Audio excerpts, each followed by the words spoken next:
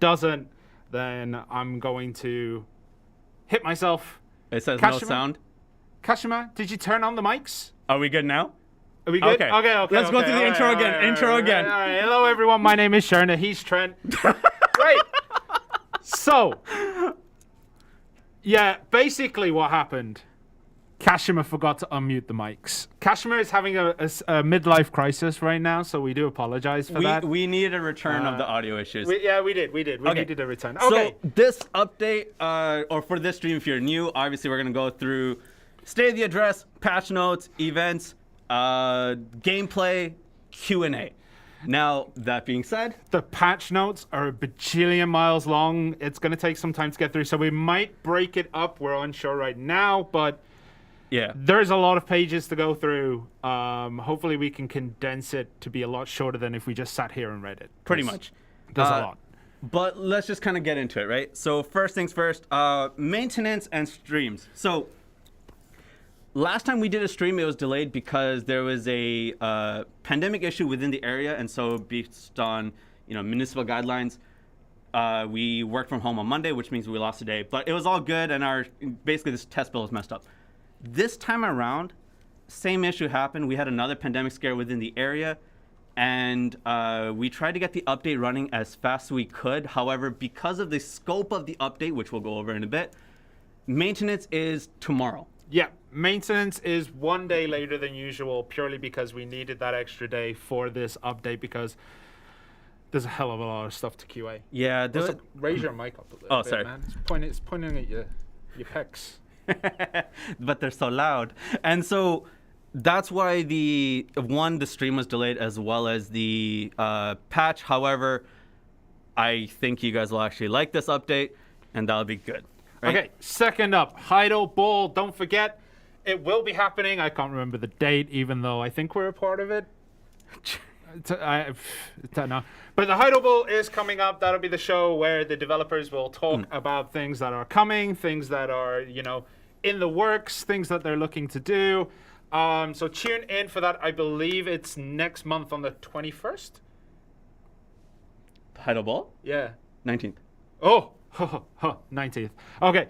So that will be coming up. There is a survey that is attached to the post. Yep. So if you could all be darlings and go fill that in for us, that would be wonderful. Yeah. June 19th. The timing for PET might be a little bit rough, but because we're doing it live from Korea, that's basically the best time we could have done. So yes. The next thing is, in regards to, the Heido Ball and all that kind of stuff, the Ataraxin video is out. Check out the Ataraxin video. It is on YouTube. There's Jezongnim and Jesongnim who talk about it, as well as the coupon from Jehinim. I highly recommend checking it out. More information about all that kind of stuff will be coming out as soon as they are. Jesongnim is one of the lead game designers. Jesongnim is also part of that team. Jehinim is just like one of the big honchos of the whole company. Check it out. They put a lot of work into it, and I actually think you guys will really like it. Yep. Next up, coupon code for this stream will not be coming this stream. Now, last time when we had a coupon code issue, it was because the coupon wasn't ready. This time the coupon is ready.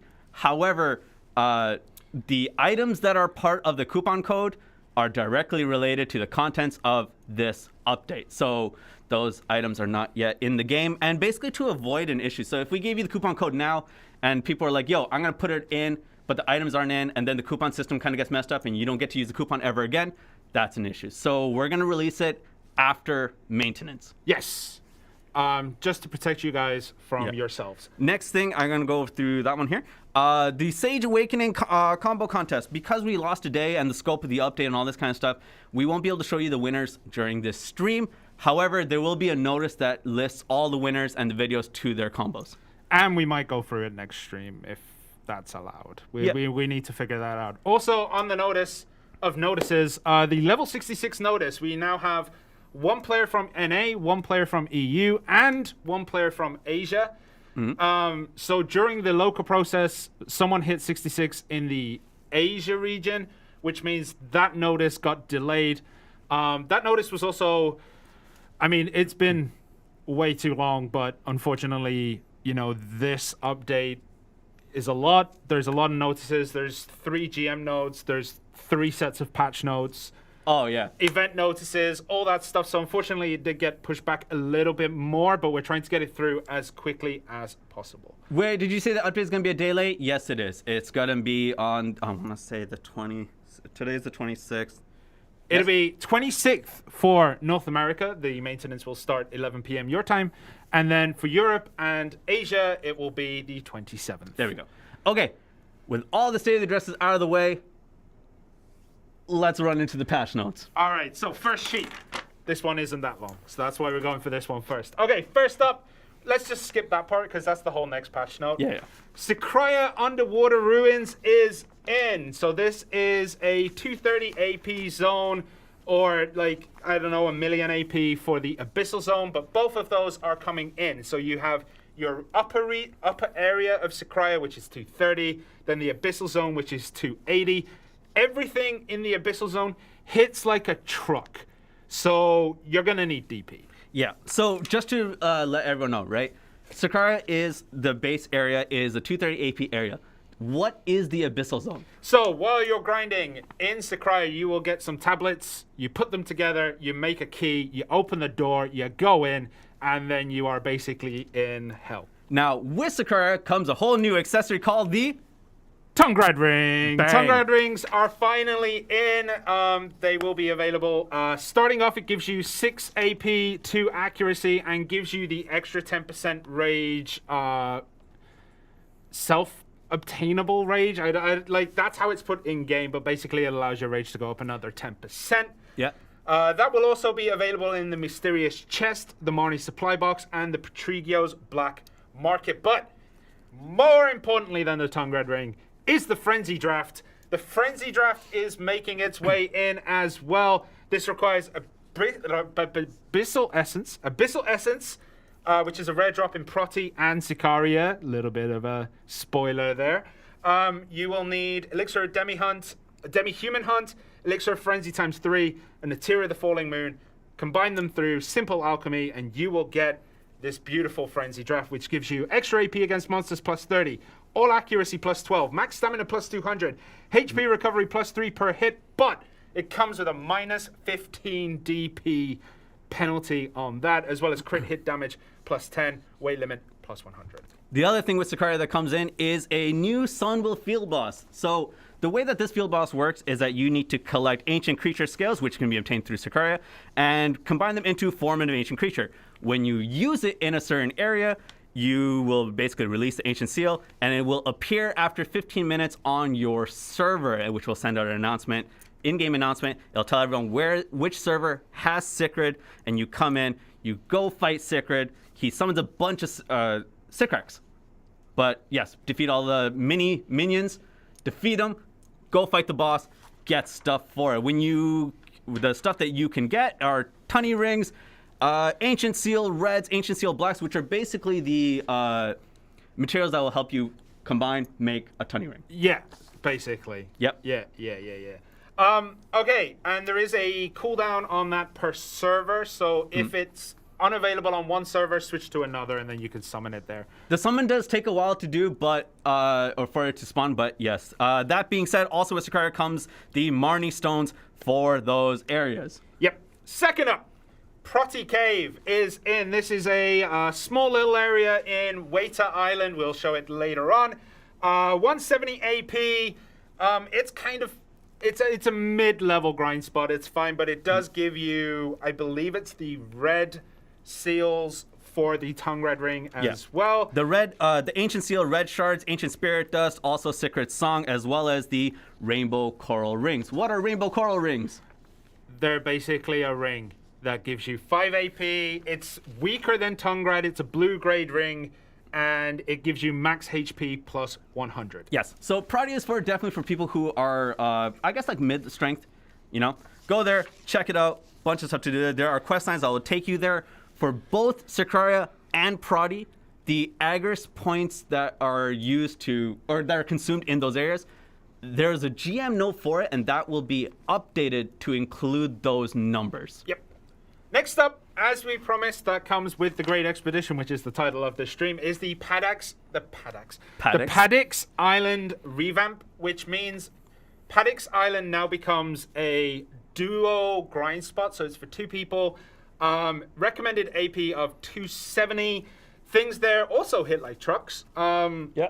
But there is a whole thing with the mutant lower flowers that basically there's like little diffusers, and the pirates smell the stuff, they get amped up, and they start hitting more. You have to neutralize that with the mutant lower neutralizer, and that will cause them to return back to their state. You made it sound like a drug. It basically is, man. Basically, they inhale certain fumes that a plant was lit on fire, essentially. You inhale it, they get stronger, and yes, all that information will be in there. Yeah, and you can get the Ethereal Earring, which is a DP accessory. They'll give you a base level +5 DP, evasion 5 in brackets +10, and 2 accuracy. And then as you level it up, it goes up by 3 DP and by I'm gonna say 2, but my math is on stream it gets rough.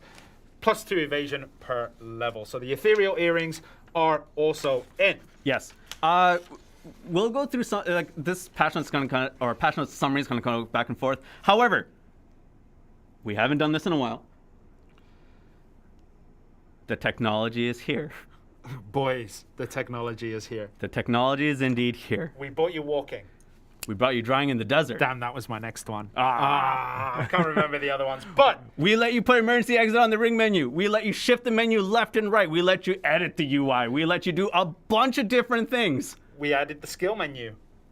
The skill UI. We also put jogging on the ring menu. Yes. Thank you, people in chat. Oh, all of you are beautiful for this. Now we bring you the latest update in technology. It is the ability to rename workers. Bang! Yes. It is in, boys. And also, I believe the canceling thing is in, but I'm not sure if that's already in. I never cancel my workers. So basically, you can rename your workers. You can also, if they're doing a task, you can cancel them immediately. But more importantly than that, I wouldn't say this is technology's head. This is actually important. More importantly than that, the life skill nodes are back, which means our previous reduction of things like trees, of things like ores, that kind of stuff, we have reverted that. So we are back to normal in both monsters and trees, rocks, flowers, and everything else. That's the one I was going for, and you went for names. I knew exactly what you were going for, but I had to keep the technology as here, the meme theme. I do love this indeed. Yes. So more importantly, obviously the worker names, you can rename them, but also life skill nodes are indeed back.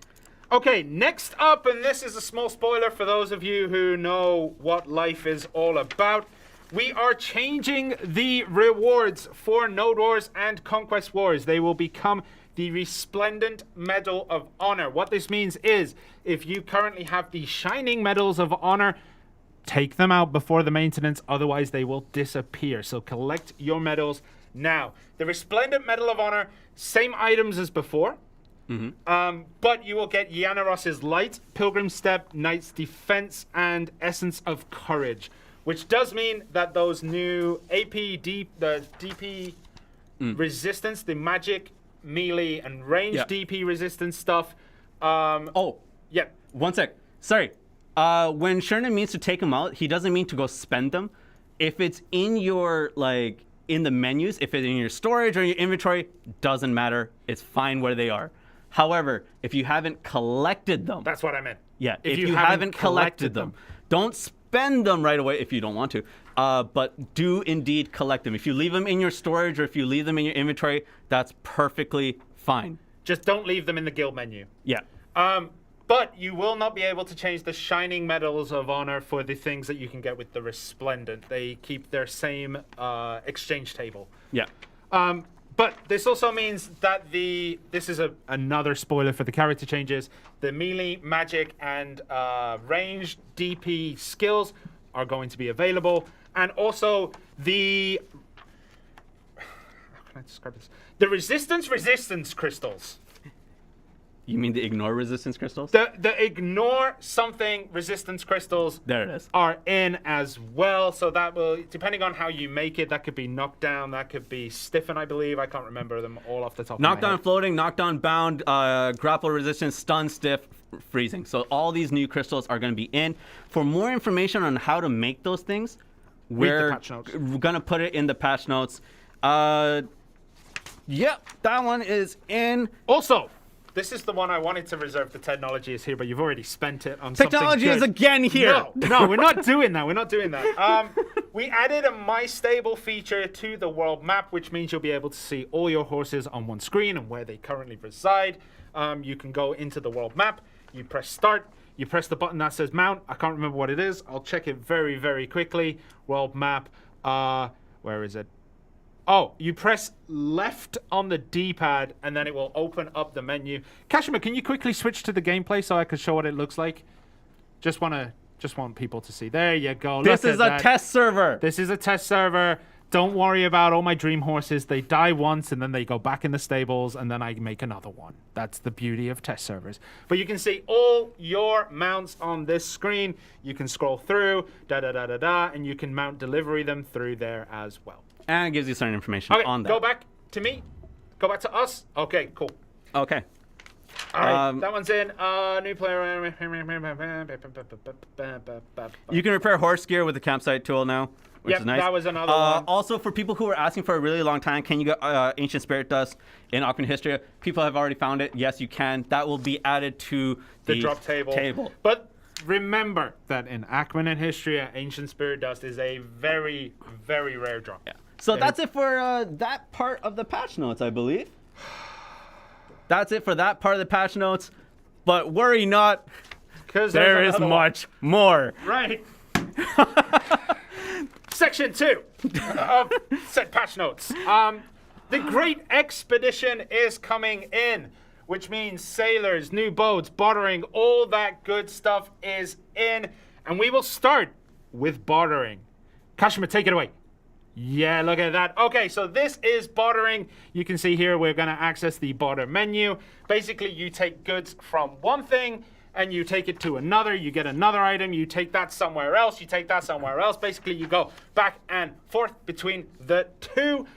Basically, you start with what's called land materials to level 1 trade goods. Level 1 to level 2, level 2 to level 3, level 3 to level 4, level 4 to level 5. And then you can trade those in for other things. See, crow coins, to be more precise. You can also get materials needed to upgrade your ships. We'll talk about that more in a minute through this content. Yeah, pretty much. So when you go bartering, you have two things to basically look out for, which is your barter count, how many times you can barter, as well as your parley points. Yeah. Parley points, right? So your parley points will... The amount that you consume in terms of parlay points will depend on the item that it is that you are bartering. And also your bartering level. Yes. And bartering is a life skill, so that will be added. Yeah, kind of. Yeah, it will. Yeah. It will. Okay, also there are special barters, which will give you a much larger sum of crow coins. Crow coin vendors appear. You can trade for a bunch of cool stuff.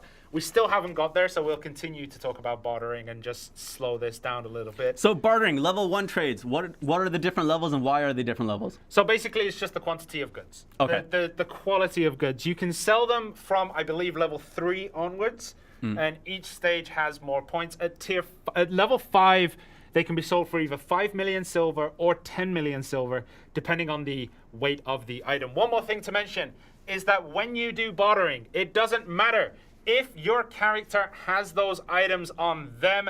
The items must be on the ship container. So make sure that you put them inside your ship's inventory to perform the trade. Wharf managers, because I know this because I wrote the GM note, wharf managers have an option to move things directly from storage onto your boat as well. So, yeah. Don't worry about it. Someone's asking why we didn't use breezy sailing, because I didn't know how long this section would take. I thought I'd take it a bit slower. So you can see the bottom menu here. When you get to the island, you press A to anchor your boat. When you anchor your boat, it opens these. And as you can see, I was struggling a little bit here because there is a quantity count. It's not just about how many you have. the person who is bartering has a limit as well. It says no insufficient parlay points, but that's not the case. There's just insufficient trades left. You can also send sailors to explore an island or resupply. And then when you're done, you depart, and then you have to leave that boat there, and then you can go off on your merry way. Awesome. Right. Had fun with bartering? It was pretty cool. I think it's going to be good while we work. And let's see if it automatically transitions. Boom. Yes, it Okay. did. All right, I set it up properly. Bartering is a very hefty life skill. And for those of you who have been waiting for a long time, and those of you who have knowledge from PC and stuff, please do make guides for people. And I think there's already a lot out there, but I know there's quite a few notables who are already preparing these guides and making these guides. And I actually launched a few in terms of preparing for bartering and sailing and all this kind of stuff, and in terms of boats. And nice segue there, because we're going to talk about the boats. So with this update also comes a whole slew of new boats. The Etheria Cog, both the Callus and the Fallen Vel Pirates Legacy are in as well. These are basically like your fishing boats in that they have a limited lifetime. You cannot repair them, but these things are super quick. Both Callus and Fallen Vel Pirates Legacy have the same stats. They just have different appearances. And you collect materials and you build them very much the same way you would build a fishing boat or your Etheria sailboat. Now, that being said about the Etheria Cog Callus Certified one, there is an event that we'll talk about later that will help you get one of these boats. Yep. Also, the Bartali sailboat that was available before now has upgrade paths. So you can upgrade a Bartali sailboat up into a frigate or up into the sailboat. You get materials required for that. It's a little bit more expensive, I believe, than just building one outright. But this way you have a base, and I don't think you need workers when you do this. So that is also there, and they can be changed further after that. One thing we will note before we get into the other boats, Khan is not coming in this update. Yeah. It will be following a following update. We're unsure when. However, the items you need from Khan to upgrade boats, such as the scale or the tendon, will be available through material bartering. Or the Crow Coin Shop. Or the Crow Coin Shop. So Yes. they will be available. So yes, the Bartelli sailboat basically has an evolution path, and if you think of it, for those of you who have played other Digimon-esque games, there's Why multiple did you go paths. Digimon? Why did- Because there's multiple paths in Digimon. Okay. Right? Whereas Pokemon's like a linear path, unless you're Eevee and you turn into everything possible. Okay. So Good. yeah, so there's multiple evolution paths. So as Shirna said, the Bartelli sailboat turns into the Etheria sailboat or the frigate. What does the Etheria sailboat turn into? Right, so you have a choice of two things when upgrading the Etheria sailboat or the Etheria frigate. You could go for the improved version, which will remove the cannon, which will move the cannons from player controlled, which means you have to get off the steering wheel, get onto your boat, and then shoot from the cannon yourself manually, then go back to the steering wheel, carry on. When you go to the improved version, if you're a loner like I am and you have no friends, you can shoot your cannon on your own while you are steering the boat. It gives you the captain-controlled controls there. And basically you can go improved sailboat, or the Caravel is the other option. The Caravel is the bigger jump. It's a lot more expensive. So some people say go to the improved version first because it's a little bit cheaper. You get the stuff and then go sea monster hunting for your Caravel. That Caravel then can be upgraded into one of two Carracks, balanced, and the other one. Okay. I can't remember it. It's somewhere here. Yeah, it's somewhere. There on are these multiple pages. upgrade paths, and there's a lot of different boats. Some of the more upgraded boats will have their own specific gear that you could put onto it, all of which is available through Advance and Balance. That's there the it is. one. Advanced balance. So all these boats will have different kinds of gear that you could put onto it, and that is available through bartering, exploration, in terms of getting the materials and the workshops and stuff Or like you that. can buy them from Falassi, depending on which levels you're at. Falassi also has gear that you can use to upgrade, such as the Etheria Old Pro stuff. If you're going to the improved, and you have to enhance it to +10 if you want to go to the Caravel. Yeah. Okay, so the frigate line, the frigate Right. Now, I've been practicing the pronunciation of this word because I know how bad it can get. Okay. Right. The inferior frigate can go to the improved inferior frigate, much like the improved sailboat, or it can go to the galleass. Yeah. Now, many people are expecting me to say galleass there, but it's galleass. The galleass is the tier 2, whereas the improved is like tier 1.5. And then from there, that can go to the inferior carrack volant and the inferior carrack valor. See, I remember those ones. Nice.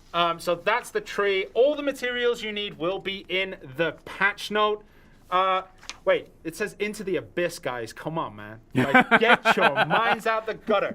So the boats can be upgraded that way as well. To upgrade the boat, you put it into your wharf. You talk to the wharf manager. You give him the materials required, and then he will begin that process.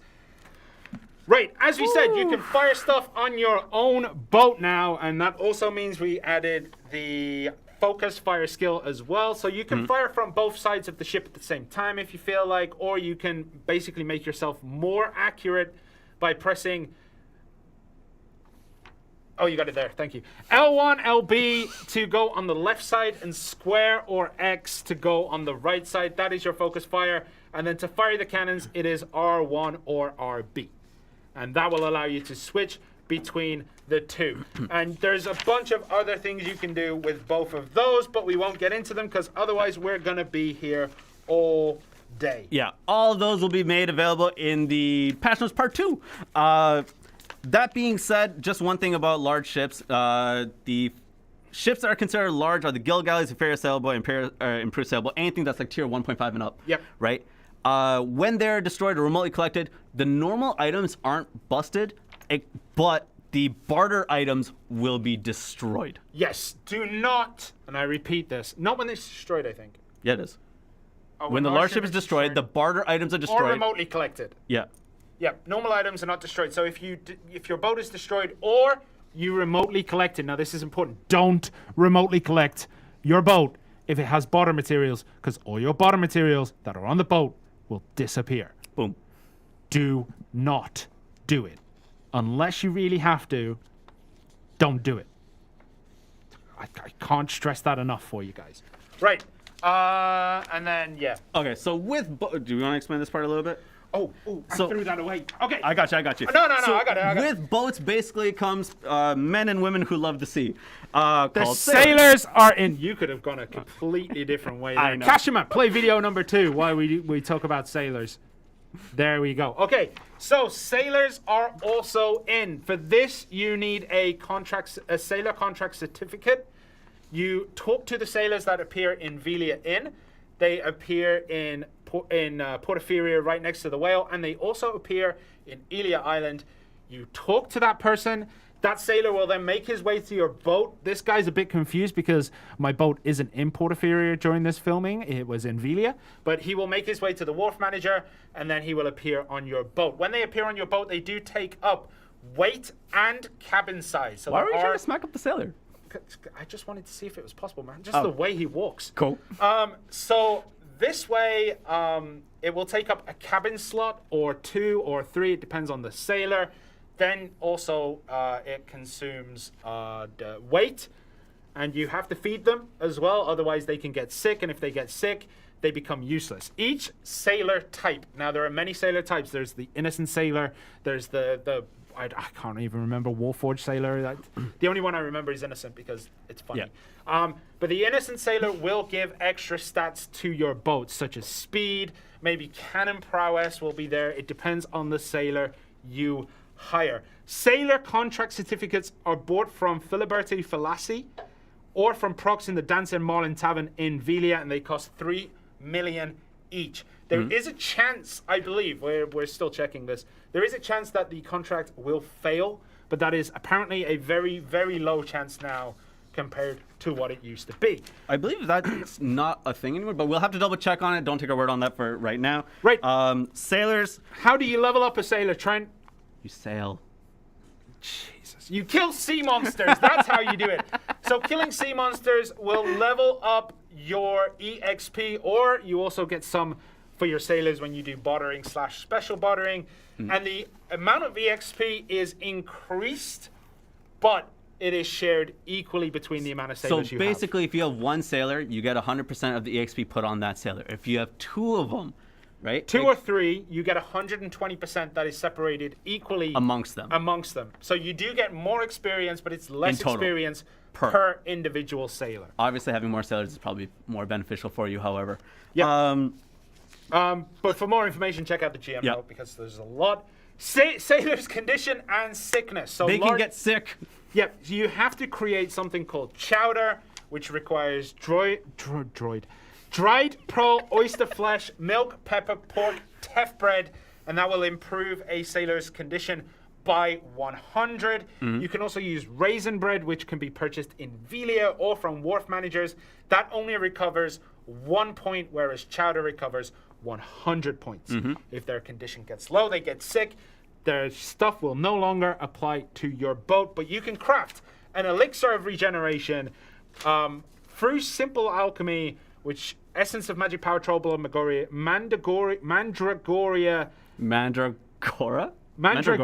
essence, oil of regeneration, and grapes. We Give it to apologize. them, and then they're back. Boatmen and special sailors are also available. Special sailors are for guild galleys. Boatmen are for inferior sailboats and frigates. Only one can be used at a certain. Do you want me to go through this? Because this one's a bit trickier. It's These were honestly- already in the game, but now you can extend their contracts up to 7 days. So you do that by going to, I believe I had his name written down, but it is lost. Tyrrell at DS Farm. He will sell the contract renewals. These are separate from your normal sailors. They basically act as an equipment that lasts 1 day. Yep. Okay, more information about sailors and their sicknesses and special sailors and all that kind of stuff in the Patch Notes Part 2. Next part, Aquila's Eye, is a new island to explore. Do you want to go over this, or do you want me to go over this? Right, Aquila's Eye. Every 3 hours, there is a strange natural phenomenon which will shoot water up out of the air. It will all appear. You go around collecting it. There's stuff you can get depending on the level of chest, but they will disappear. These chests require 1 silver key in order to open. There is a message that says, if you're nearby, I believe, something strange is going on in the eye of the great ocean, and then everything will come up. Don't be in the way because it will kill you. As Shirna said, that you do require a silver key. For those of you who do not have silver keys, I don't know how you wouldn't have any at this point because it's been a while. You can find them via fishing, amongst other things, but also I imagine there's like 1 million on the central market at this point. So, yes. Probably not after this. No, because you have to go to Aquila's Eye. A lot of people won't make their way out there. Yeah, that's true. Also, iridescent corals are in. These can be used to trade for items that you need to upgrade stuff. So basically, the spotted coral and sea fans are now available. You collect them, you get iridescent coral or iridescent coral pieces from gathering these items. It was at this moment all the keys vanished. No, I have faith in all of you. I don't. Okay, next up, you can talk about this one because I'm dying here. Ebenruth. Ebenruth's Null, dude. Ebenruth's Null. Ebenruth's Null is now in. It is a treasure item, so this can only be equipped onto inferior characters. Yep. Ebenruth's Null basically allows you to use Breezy Sail twice. It also increases the distance of Breezy Sail, right? So you can get Ebenruth's Null by combining Ebenruth and symbol engraved Ebenruth that's in your inventory, like when you combine them. You get Ebenruth by processing Aquila's Flower, 1,000 of them, and Aquila's Tear. The Tear you can get through Crow Coins. The Aquila's Flowers can be obtained through bartering and or a treasure chest of a sailor when you do explorations, I imagine. The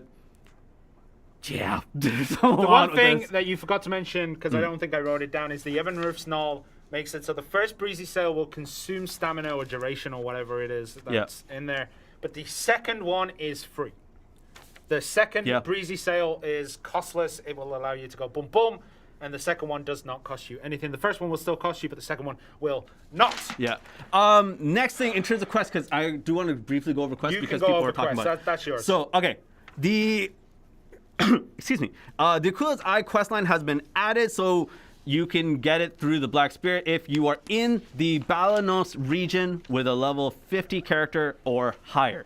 to do the Quill's quest line, you need to be in balance and level 50 or higher. Get it from the Black Spirit. Go along that. That quest is called Vigorous Velia. Yes. There will also be daily quests added for Quill's where you can get sailing EXP, materials for ships, and all this kind of stuff. You can find these in the quest window under recurring or repeated. Recurring. Right? You can go from there. And a bunch of those have been added. 7 daily quests have also been added to the Dancing Marlin Tarvin, which will allow you to get sailing EXP and the like. Also, another kind of quest that you can get is that if you're out at sea and you see a pigeon, shoot it with a matchlock, you'll randomly get a quest. I made that very simple, but yes. Yep. Also, other quests are in. These are just the ones that we could remember at the time of writing the patch notes. So check those. No. There's one actually really important one, which is the Ravinia of Crow's Nest questline. Oh, there we go. The Ravinia ship upgrade logs are in. You can get these quests and complete one per day over a period of 7 days. You get Ravinia. I hate saying this word. The Weekly Waggly. The Weekly Waggly. It's a Weekly Waggly letter. You get the Ravinia's Weekly Waggly letter, which to the Loca team, whoever wrote that, I will find you. It's really hard to say that.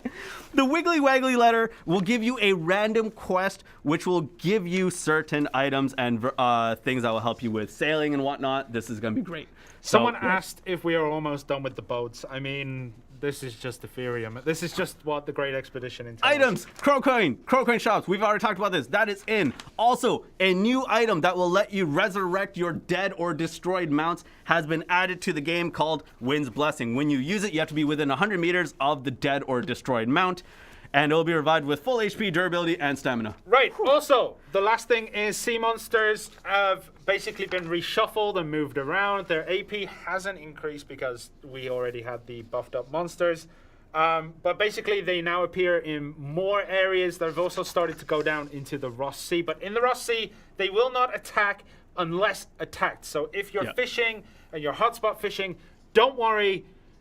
They won't attack you unless you're past a certain area. They will leave you alone until you attack them. For those of you who are just joining the stream now, there's a lot to have taken in. There's a lot to take in. We'll go through a summary later. Also, the Sea of Silence is in. This is where there's a lot of ghosts and stuff. You can kill them, shoot them, blah, blah, blah. Cursed pirates and whatnot, yeah, there's also pirate ships and all kinds of crazy stuff that appear, and they will attack you if you get too close.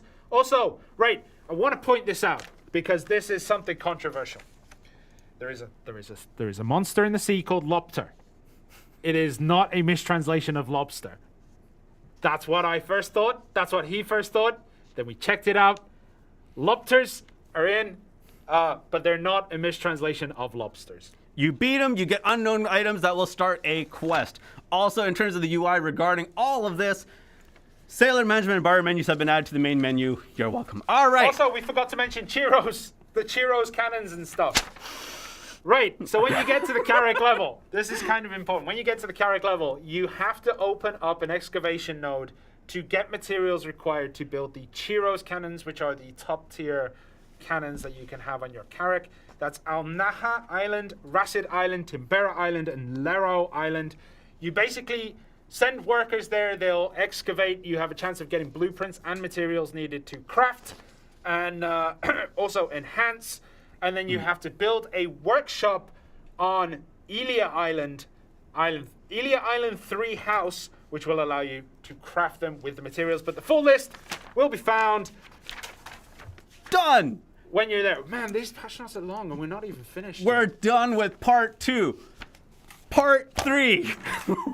Balance changes, right? So balance changes, let's just, I'll do a brief intro for this. So basically with balance changes, on Global Labs, if you've been kind of keeping an eye on that, there were basically a lot of PvP changes, a lot of PvE changes, and a bunch of other stuff that came along with it. Now, we're going to get all of those, like we said in the last patch notes, where all these things are going to be packaged together and be put in now. It is here. So part 3 of the patch notes is all about balance changes and character changes. First off, the slow limits and the max speed limits have increased or decreased. So the maximum speed increase is now 250%. the max reduction is 50% Yes. of your 100% speed. So max attack speed, casting speed, movement speed increases go up to 250.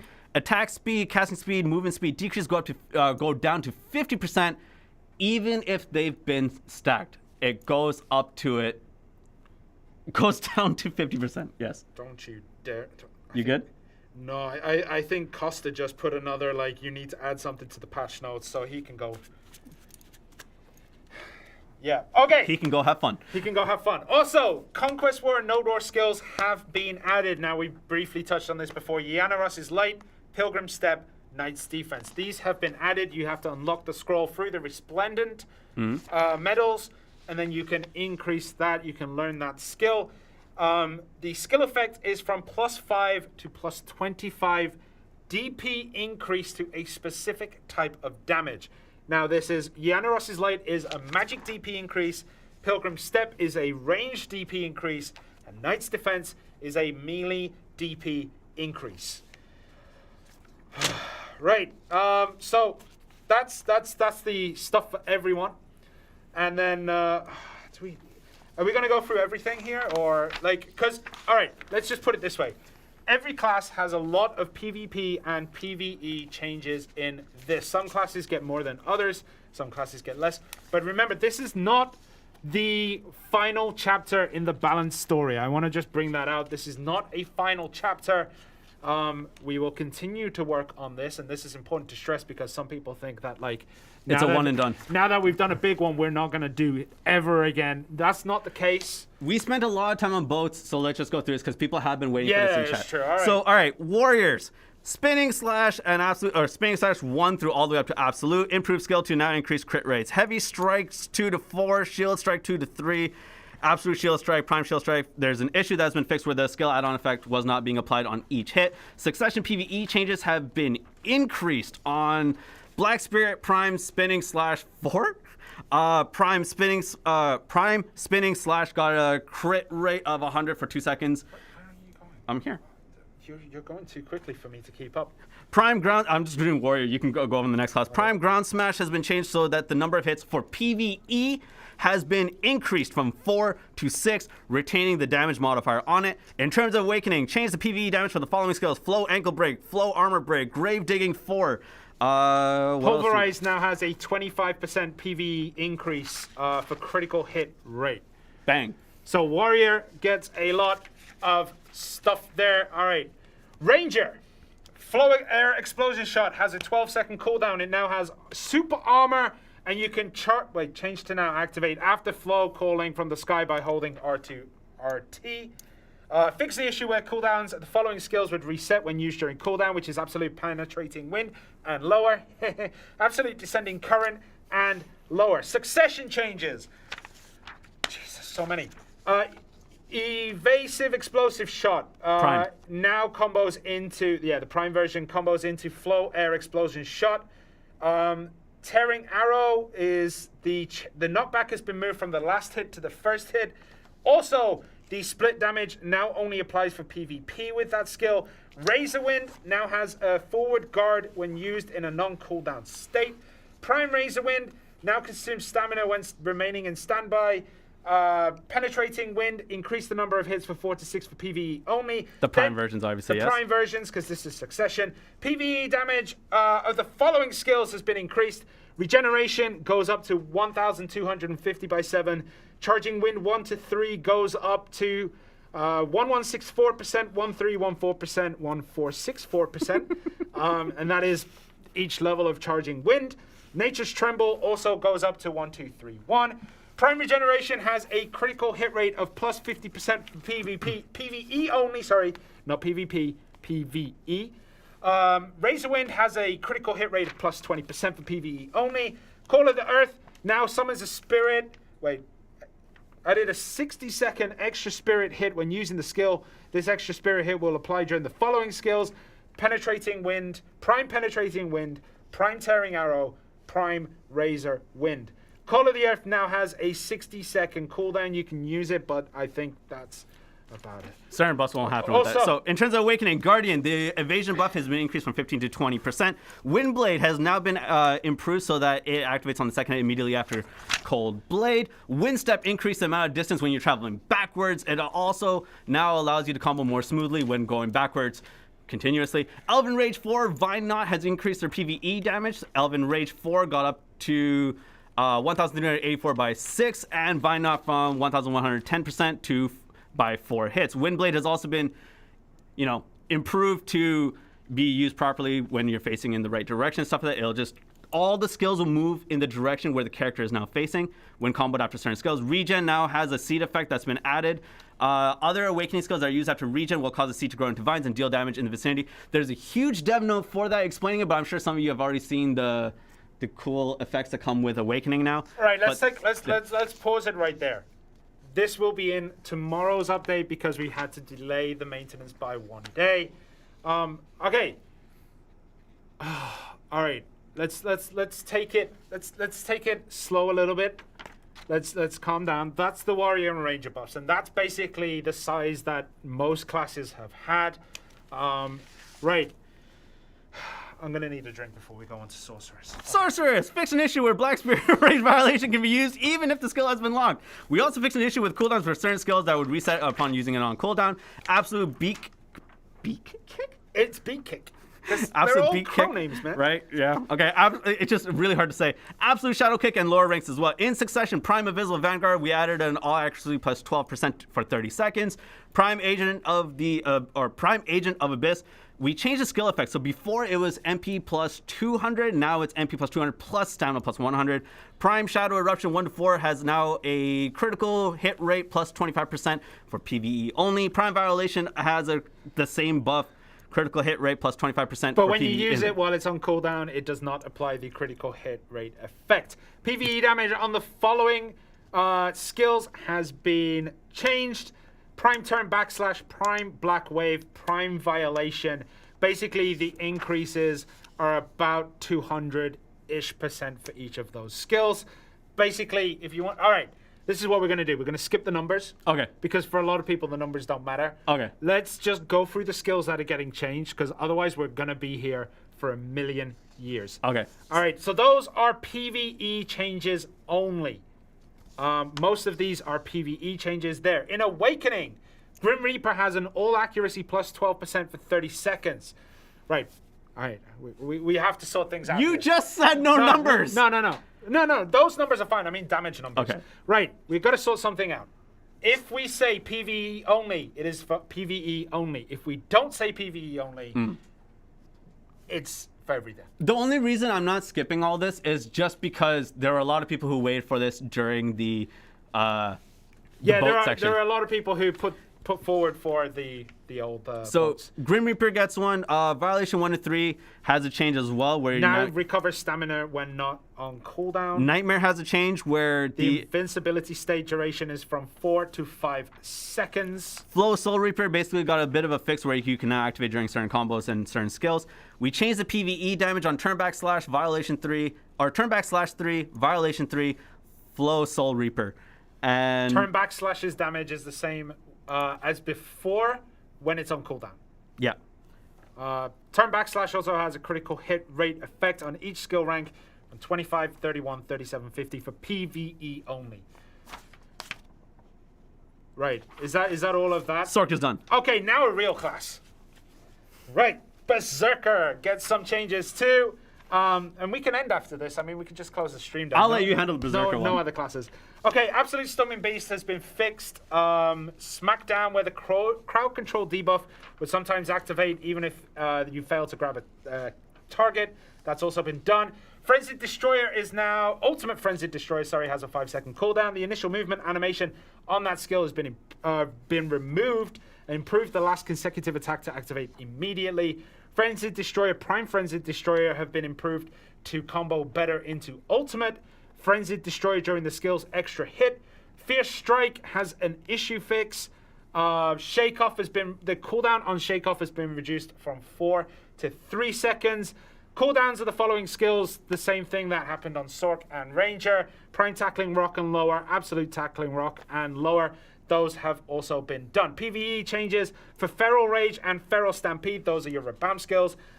They have also had PvE damage changes. Feral Stampede has a critical hit plus 40% for PvE only. Elastic Force has had its damage increased. But when we get into Succession, Prime Frenzied Destroyer now can combo into Ultimate Frenzied Destroyer. Predatory Hunt has had its animation fixed. Wait, do I have to go? I have to go here, don't I? I have to go here. Prime Lava Piercer, the skill now activates immediately after Lava Piercer by holding LT or RT and AX. LT, L2 plus AX after using Lava Piercer. So you can now use Lava Piercer and go straight into the Prime version of it. Also, you can put it in your ring menu, which you should know. Prime Raging Thunder, the skill duration will last longer when used after Lava Piercer. Ancient Wave, the charging speed has been doubled for Prime Ancient Wave. Prime Devastation PvP damage increased by approximately 15.1%. Number of hits in the following skills have been increased in PvE only. Prime Fearsome Tyrant 1 to 3. Prime Beastly Windslash 1 to 4. Prime Fearsome Tyrant 1 to 3 now has a critical hit rate plus 100 for PvE only. Fearsome Tyrant improved the skill to allow the following skills to activate feral attacks during the 10-second window of Bestial Rage, which activates once the skill ends. So you use Prime Fearsome Tyrant, then you use the following skills that'll keep your rage form up, which is Prime Fierce Strike, Prime Beastly Windslash, and Prime Predatory Hunt. Prime Beastly Windslash gets a minus 15 DP per Prime Final Strike hit when used with the skill. Prime Devastation changed the critical hit rate from plus 20 to plus 50 for PvE only. Did I do this page already? Yes. Yes. Okay, do you want me to handle Awakening? No, I got it. Prime Beast Form. Fix the issue where using Prime Fearsome Strike and during Prime Beast Form wouldn't apply the Super Armor effect. Awakening. Split Shot changed the actual range to match the skill animation. Flow Split Shot again and Flow Ancient Wave now combo into Titan Blow from the third hit. Slugfest has had its PvP damage increased. Devastation has had the number of hits increased. For PvE only. The Slugfest and Devastation were PvE only. You good, homie? Nah, I think I'm out. You want to do the next one, or? You can do the next one. Are you sure? Yeah. You seem like you're going on quite a roll here. All right. When it's a class with axes. So you can handle the Guardian one then. So the next one is Tamer. So for our Tamer, Absolute Roaring, we've increased the skill range so that it actually draws the focus of other or nearby monsters. That has been increased. Absolute Roaring has now been improved so that you can combo into Evasion 1 to 3. The evasion stuff, I'm well aware of what's going on with it. We are working on it in terms of the WWE movements, AA movements, and stuff like that. Succession for Tamer. Prime Void Lightning has now been improved to combo into Prime Lightning of Earth's third hit. You can actually flow these things properly together now. We changed the PvE damage for Prime Jolt Wave and Prime Trample. But when you use these skills, on cooldown, their damage still remains the same. When it's off cooldown, you get the additional stuff. So Prime Bolt Wave, Prime All-Round Spinner, Prime Jolt Wave, Prime Trample have all been increased in PvE. Prime Whiplash now has a critical hit rate of plus 20 on PvE. Only Prime Lightning of Earth, the critical hit rate of 50% has been increased to 100% for PvE only. Prime Roaring 1 to 4, we've added the critical hit rate of plus 50% for PvE only. Same thing we said about Prime Roaring in terms of being able to aggro other monsters. And Summon Halang, the Summon Halang's damage has been increased by about 3 times for PvE in succession. Now for Awakening, we changed the PvE damage for Moonlight Strike 3, All-Around Spinner 4. Those have been increased in damage, as well as Moonlight Strike has increased damage plus hits. All-Around Spinner has increased damage. Grew to 1 to 3, the number of hits in PvE has increased. Whew. Right? Change the number of hits for Echo Pierce 3 and Flow Moon. Flow Full Moon. However, Echo Pierce 3, if you just use it in cooldown, and same you've as before. already learned Ultimate Echo Pierce. Yeah, it'll still be the same as before. Flow Ascension, Flow Soaring Strike. We changed the number of hits from 4 to 6 in PvE. Only Celestial Slam. Crit rate went from 50% to 100%. Flow Ascension, we add the Bound debuff to apply to the skill's actual smash hit. Flow Ascension, we changed the input command for it in terms of a combo. So before, you would use down and circle or B during Garuda. Now you just press R1 or RB during Garuda. Done. Tamer. Okay, just want to say we were going to do visual assets for this, but as you can see, there's a lot of paper here. It took a lot of writing. We didn't really have time to sit down and make pretty assets for it, so... Khan got banned again? Khan's in prison. That's fine. Moobot did it. Moobot. Oh, man, Moobot. Tell you what, these AIs are taking over. It's crazy. All right, Musa, a class that nobody plays. A lot of people play. Costa plays. Musa, Blind Thrust has been improved, so it combos better. Now combos into Stub Arrow, Evasive Shot. Cooldown issue has been fixed on Absolute Carver in the lower ranks. Stub Arrow, Absolute Stub Arrow, and lower. Stub Arrow Double Shot, Stub Arrow Triple Shot, and all ranks of Upper Kick, Blunt Kick, Sweep Kick, and Roundhouse Kick. Succession changes. Chase has been improved to combo better into Prime Carver. PvE damage has increased on Prime Rising Storm 4. Prime Crust Crusher, Prime Blooming. That's Tamer there. Okay, in Awakening, Musa's Soul now increases all AP by 30. Eradicate no longer activates first when Crosscut was used after using Chase in a forward direction.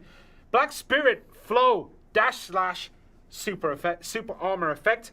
Spinner improved the skill to increase attack speed upon using the skill and not on the third hit. So basically that now increases your attack speed as soon as you use it.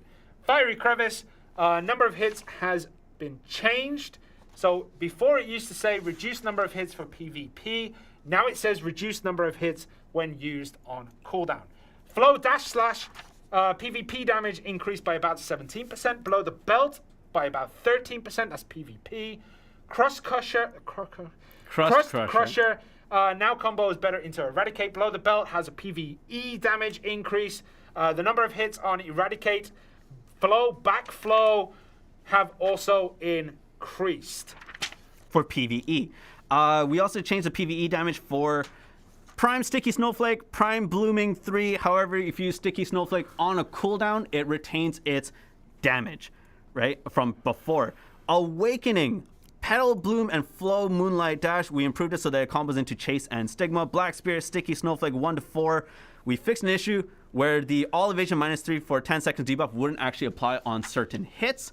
Sticky Snowflake, we added a crit rate 25 for PvE. Flow Tip of an Iceberg, crit rate plus 30 on PvE. Petal Bloom 3 changed the PvE damage so you get more damage, not necessarily more hits. Frost Pillars, we've increased the number of hits on PvE. Right. Some people are like, yo, just talk about this class. There are people out here who play these classes, and we've talked about it before. Some people were like, why don't you read the balance changes? You're learning why today, people. Okay. So next one I'll handle because I don't want you to start killing people for this. Valkyries are up next. Yeah. Valkyries are up next. Heaven's Echo has been fixed so that you can actually put it on the ring menu and use it on the ring menu. Heaven's Echo has also, we've changed the cooldown from 25 to 40. It's different. Heaven's Echo, the cooldown has increased. Flow Spinning Shield, the stun debuff only applies on the first hit. We also fixed the issue with the cooldowns being, reset when you're using it on a cooldown. Absolute Sharp Light and lower ranks, Absolute Flurry of Kicks, lower ranks, Absolute Flying Kick in general, Absolute Counter, Absolute Shield Throw of all of their lower ranks. In succession, Heaven's Echo, right? Changes so now you can learn it as Succession Heaven's Echo. Yeah, it's just a naming change, I guess.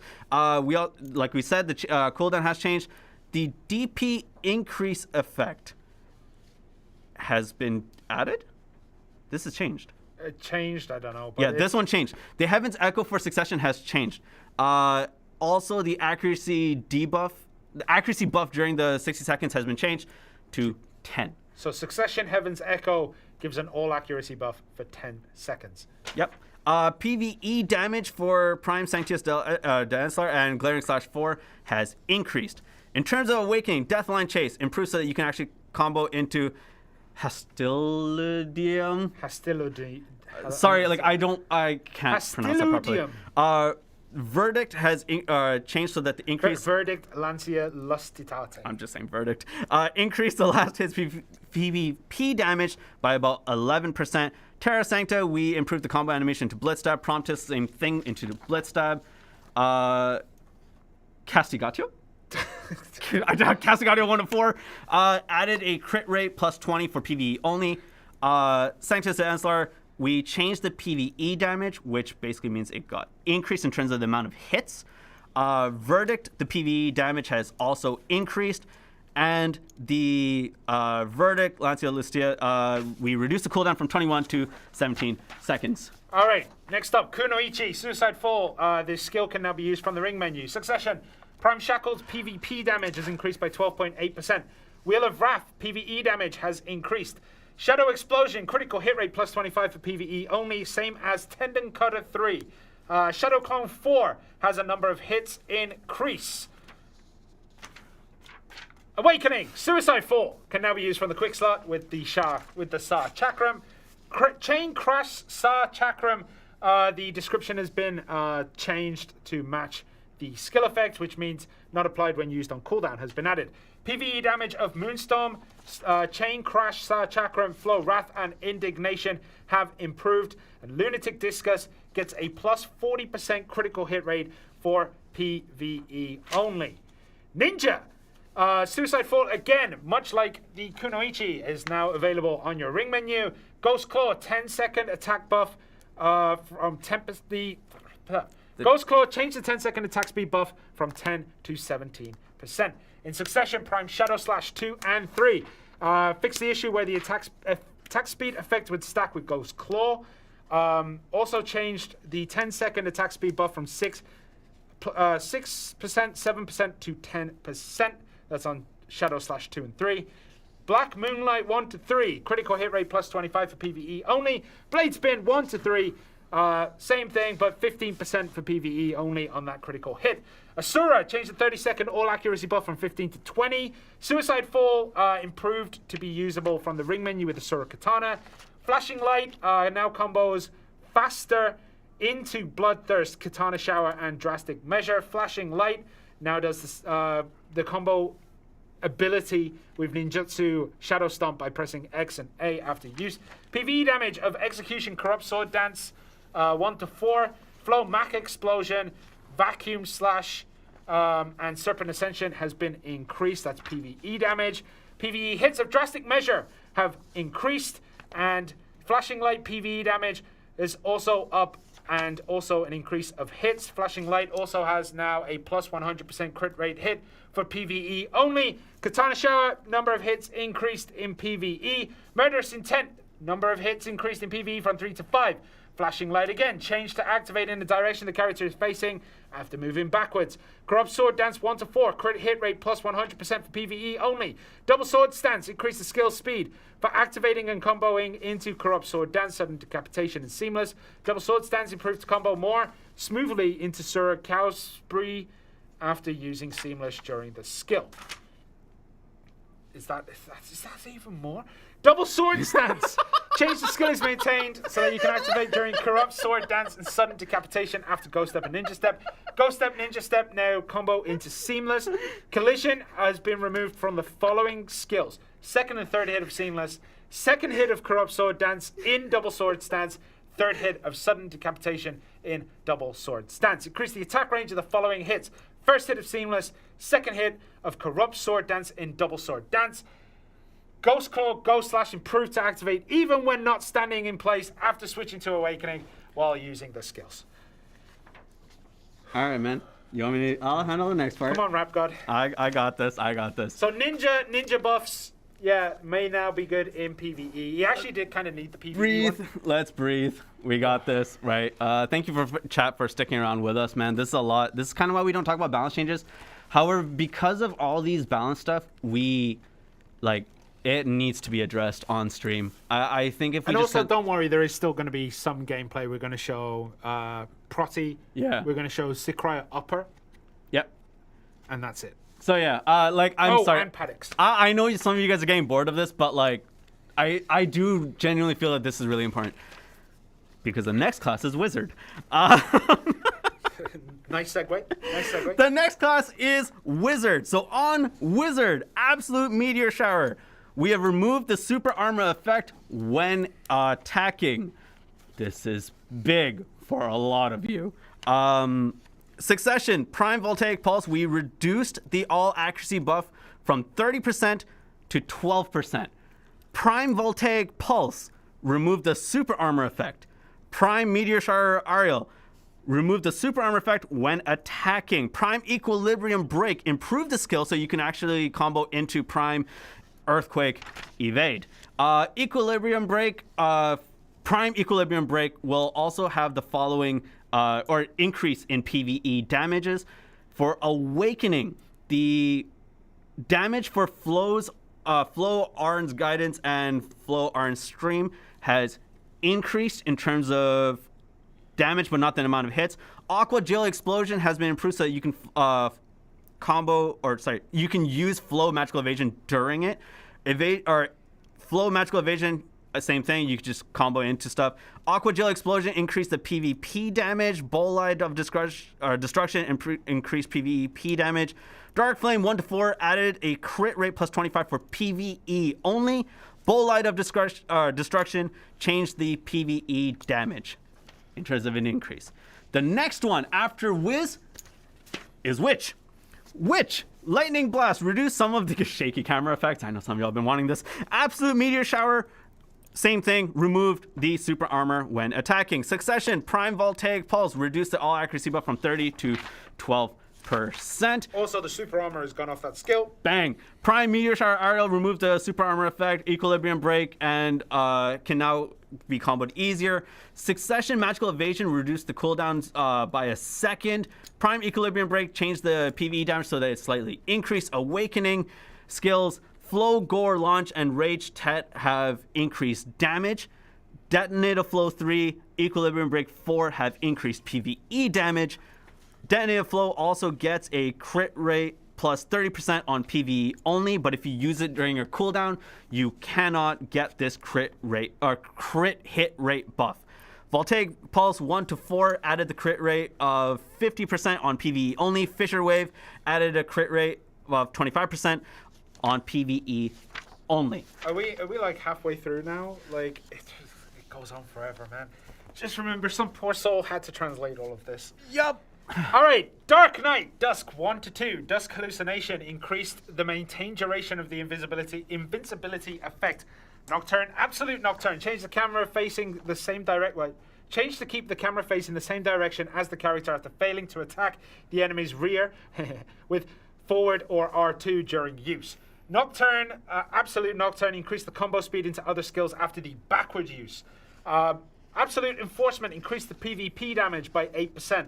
Camisylvia Slash Absolute increased the damage by approximately 21.9%. Absolute Wheel of Fortune increased the damage by approximately 11.5%. Core Spirit Hunt fixed an issue. That's the next one, right? Yeah. Fixed an issue that occurred when the forward R2 RT command was used during the cooldown of the skill. Succession. Prime Camisylvia Slash 1-3 have had their skills changed. So basically, they fixed the issue where in certain directions after comboing it wouldn't activate. Also, the skill can now activate while charging after comboing from Dusk. Prime Spirit Absorption changed the all accuracy buff from plus 15 to plus 20%. Prime Nocturne changed the camera to keep the same direction as your character when attacking the enemy's rear with forward or R2 RT. Prime Nocturne increased the combo speed into other skills after its backward evasion. Prime Twilight Dash now has a super armor effect during the skill during use. Prime Slanted Balance changed how the damage is applied as follows. I say as follows, I'm just reading it off here. But the floating debuff is applied in the same part as before. Basically, it now is condensed, I guess. I don't know. PvP damage of the following skills. Prime Airstrike has been increased by 15.8%. All ranks of Prime Camisylvia Slash by approximately 18.2%. All ranks of Prime Wheel of Fortune by approximately 11.5%. Prime Spirit Legacy, approximately 14.1%, but when it's on cooldown, it's the same as before. Prime Camisylvia Slash has an increase in PvE hits. Prime Camisylvia Slash 3, again, changed the critical hit rate from 50 to 100% for PvE only. Prime Wheel of Fortune, plus 25 to plus 50% for PvE only. Then we get into Awakening.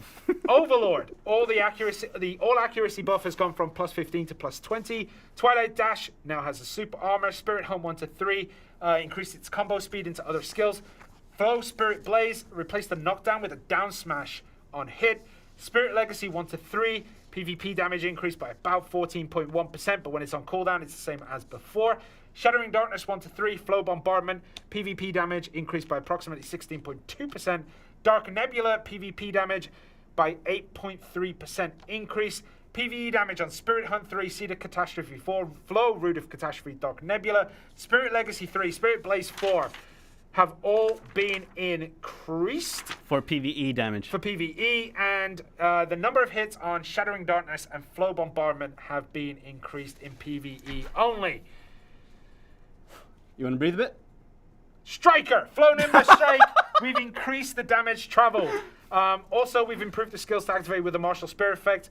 Prime Wolf's Fang, Prime Rage Hammer, Prime Wolf's Hunger, Prime Adamantine 1 to 4, Ultimate Crush 1 to 4, Ferocious Assault, Autumn Blaze, Flow, Crosswind. In succession, then, Prime Unleashing Potential now has a +20 AP, all AP for 30 seconds. Wolf's Hunger increased the speed of comboing into massive suppression from the skill's last hit. Also improved the skill to now combo into Prime Rage Hammer, Knee Hammer, Adamantine, Crimson Fang, Prime Rampaging Predator, and Twisting Collision. For Awakening, Descent of Fury, we added the all evasion plus 15% for 30 seconds. Ferocious Assault, we fixed a couple of issues with it. Black Spirit Echo Spirit, we've increased the duration of the invincibility. The Twisted Collision, we can now combo into Flow Crosswind. We also changed the PvE damage for Autumn Blaze and Skull Crusher 4 to increase the PvE damage. Flow Skull Hammer, we changed the number of hits in PvE from 4 to 5. For Mystic, right?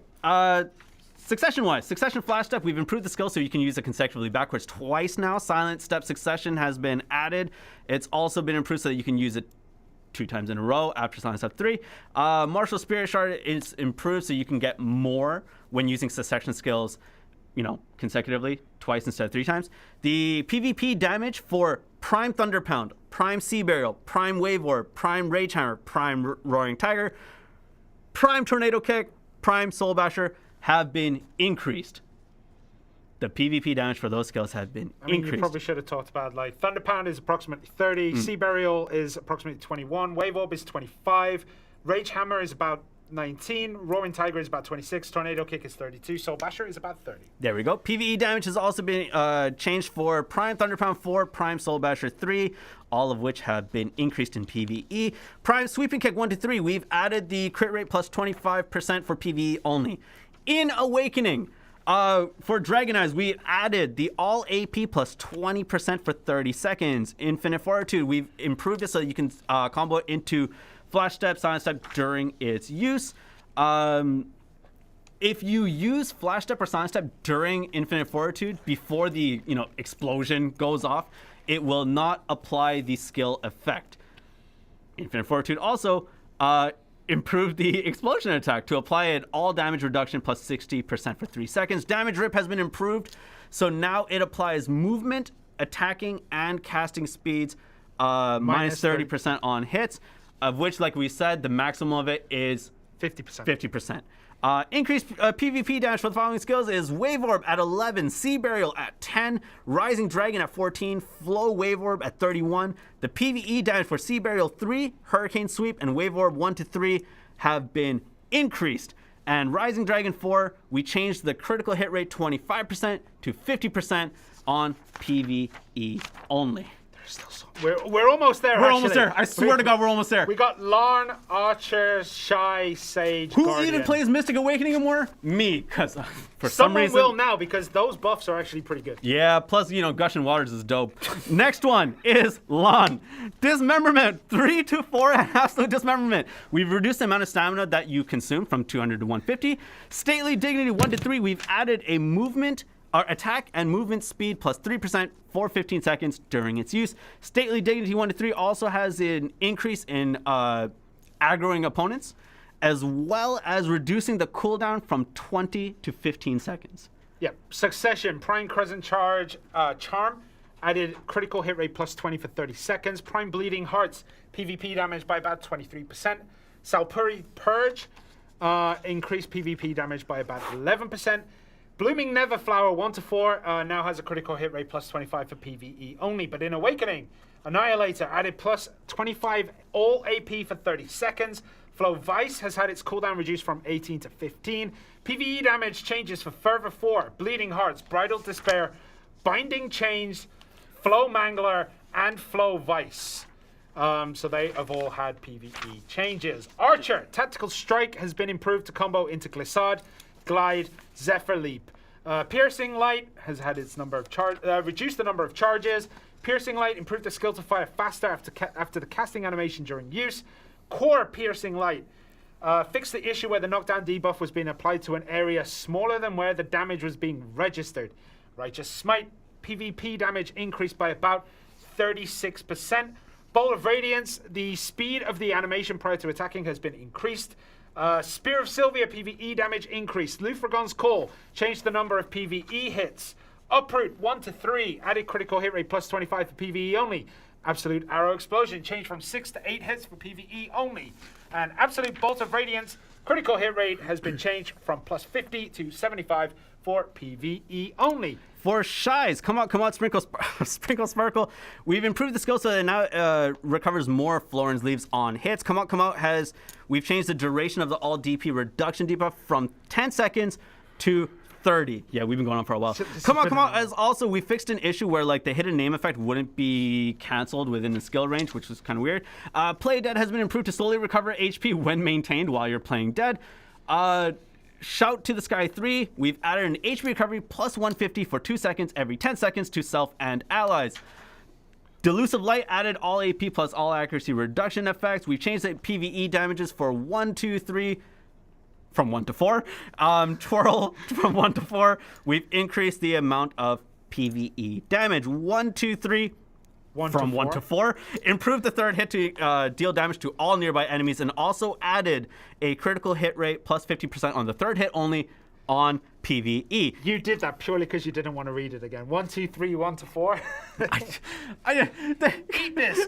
All right, eat this. Added a knockback for PvE only. Also added critical hit rate plus 100% for PvE only. Go. Change the second hit to now combo into 1, 2, 3, 12. Boom. Change the critical hit rate from plus 25% to 100% in PvE only. Guardian. Let's go. Succession Guardian. Juggernaut has been improved so that you can now activate Prime Frigid Wind by pressing up R1 RB during its actual use. We've also changed the PvE damage for Prime Mountain Slam 4 and Prime Black Blood Circle 4, increasing the PvE damage, not the amount of hits. In Awakening, Flow to Ashes, we changed the attack animation so that it actually moves more naturally in terms of the forward movement speed, which will allow you to change the amount of frames that are on there, or allowed us to change the amount of frames on there. Flow to Ashes improved the skill so that it now attacks towards the direction of your camera, not your person. Yep. Right? It's to the camera. Consuming Flame 1 to 4, we've increased the combo speed slightly into Fireborn Rupture. Searing Fang, we fixed an issue where comboing into certain things wasn't going to let you activate the super armor after switching from weapon states. Flow Suppress, the PvE damage has been increased. Cleansing Flame 1 to 4, we've added a crit rate plus 25% for PvE only. Right, Hashashin. Arid Assault and Succession Arid Assault now have an initial movement animation. If you know, this is the block jump, so it now has a tell. Halliday Assault and Prophecy Blade change the skills. Explosion hit animations to finish first when coming into Arid Assault.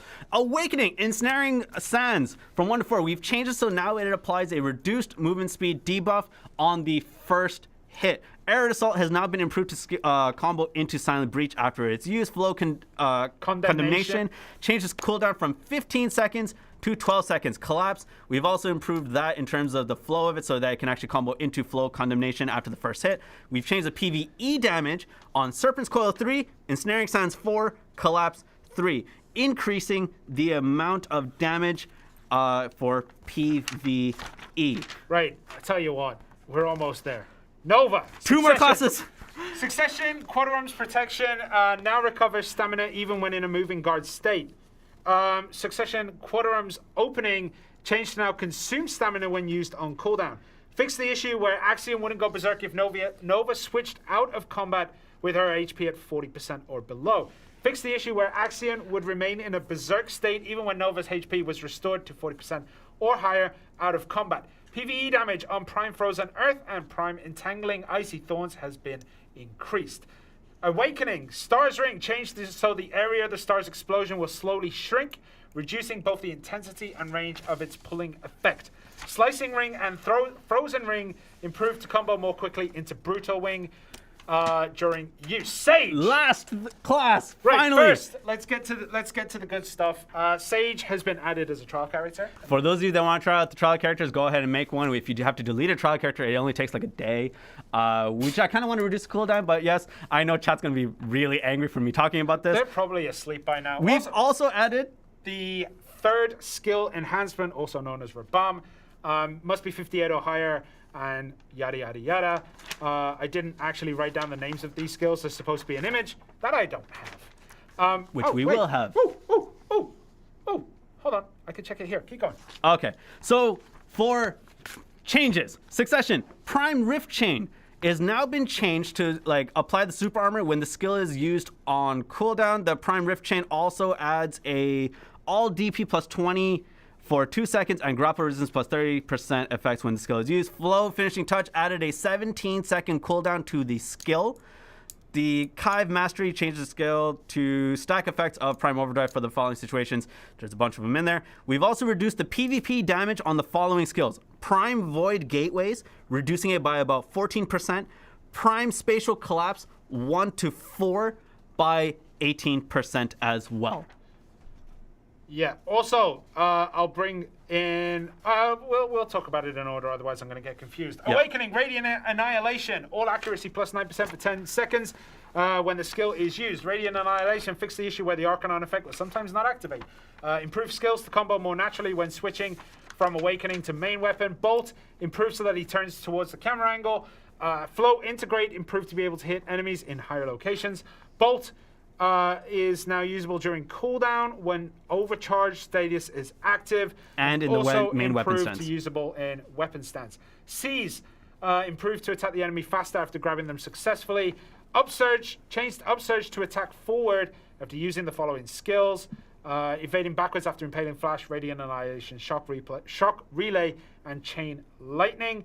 Rift Chain now slowly consumes stamina even if you're not moving during the skill. And also changed it so that everyone can see the movements of Sage. So it's no longer hidden. That was part 3 of the patch notes. There is no part 4, but that's the whole balance thing. And now we're sitting in a tree, a pile of dead trees, right? Sage went from he got nerfed quite a bit. So the Rabam skills, all of these fixes and balance stuff is not the end game. No part 4, Katano. And so, oh my god, there's events. Right. So that's the patch notes. The events are really short, I promise you. Oh my god, I feel like crying. Yep. How do you know how? Now you know how I felt when I wrote it. Oh man. Give me your. What do you mean? Look, man, we've just schooled them. They have to do the test. Oh, there's still events. Okay, so patch notes for the balance. Obviously, that's not the end game. We're gonna keep going with balances and take feedback and keep going on from there. Can we, sorry guys, can we do the events after the gameplay? Just because the events are actually quite small, but they're actually really helpful, though. I should do it right now. Event number 1.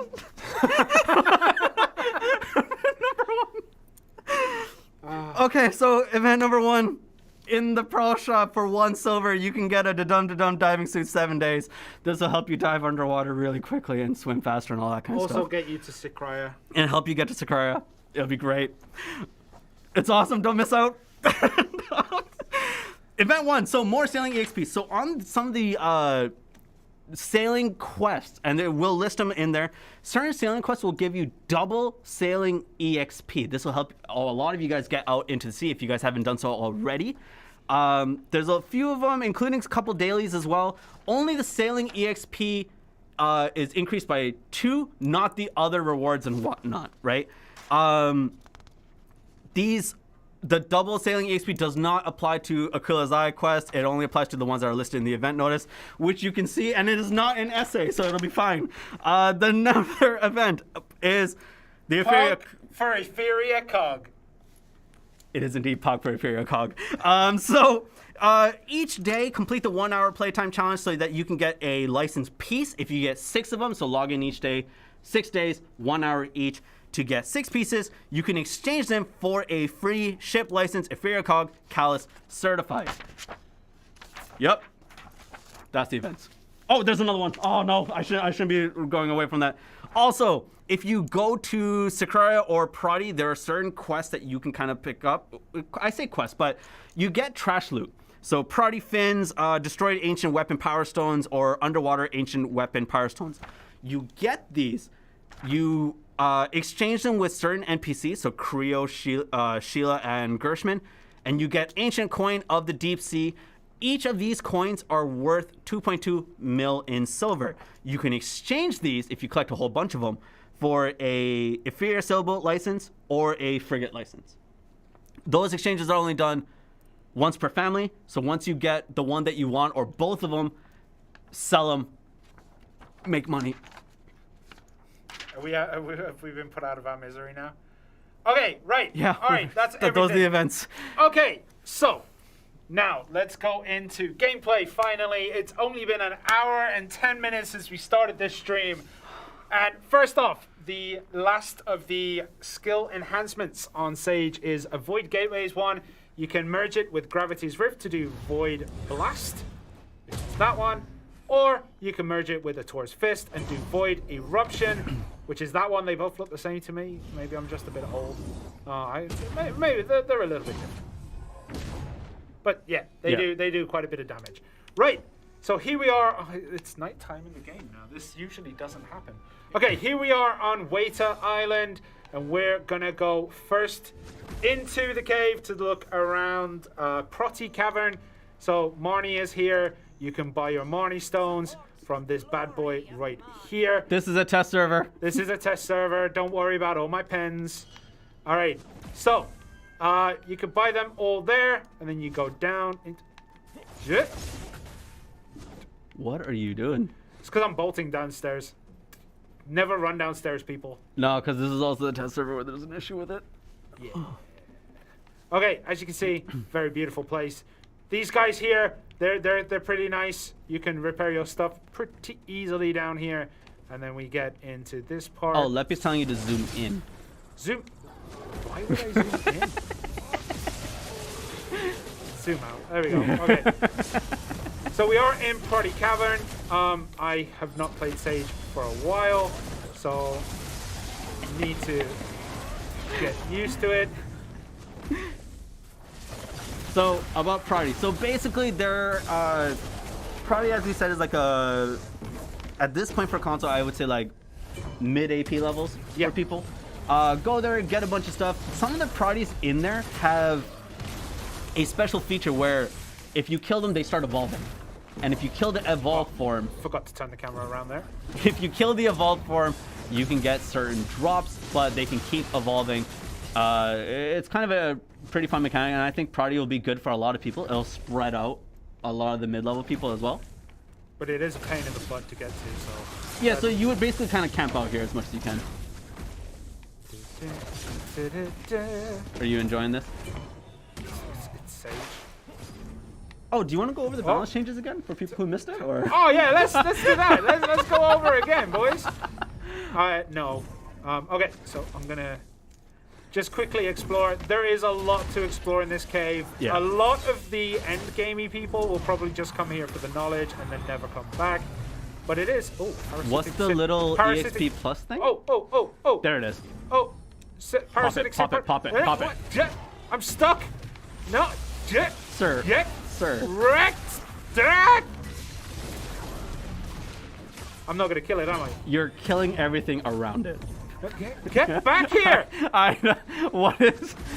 These patch notes have killed me. What? Akaza got banned too, but Akaza's right there. It's all good. What's the little EXP plus thing? I'm not sure what you're referring to. I don't know what I'm looking at. I apologize. I genuinely don't know what we're looking at. All right, I killed it. Now what does it do? I think I killed what it evolves to a bit too quickly.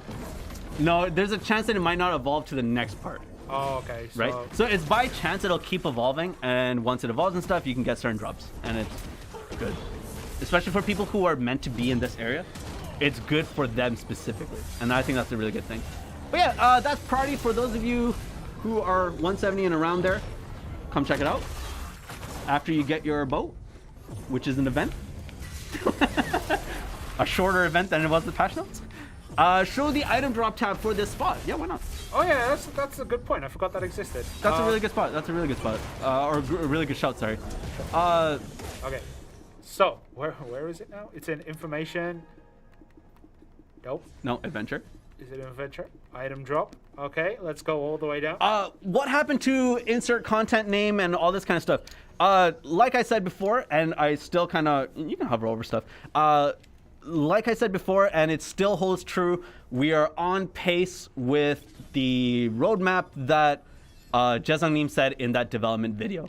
What is the AP for this area? It is recommended 170 and above.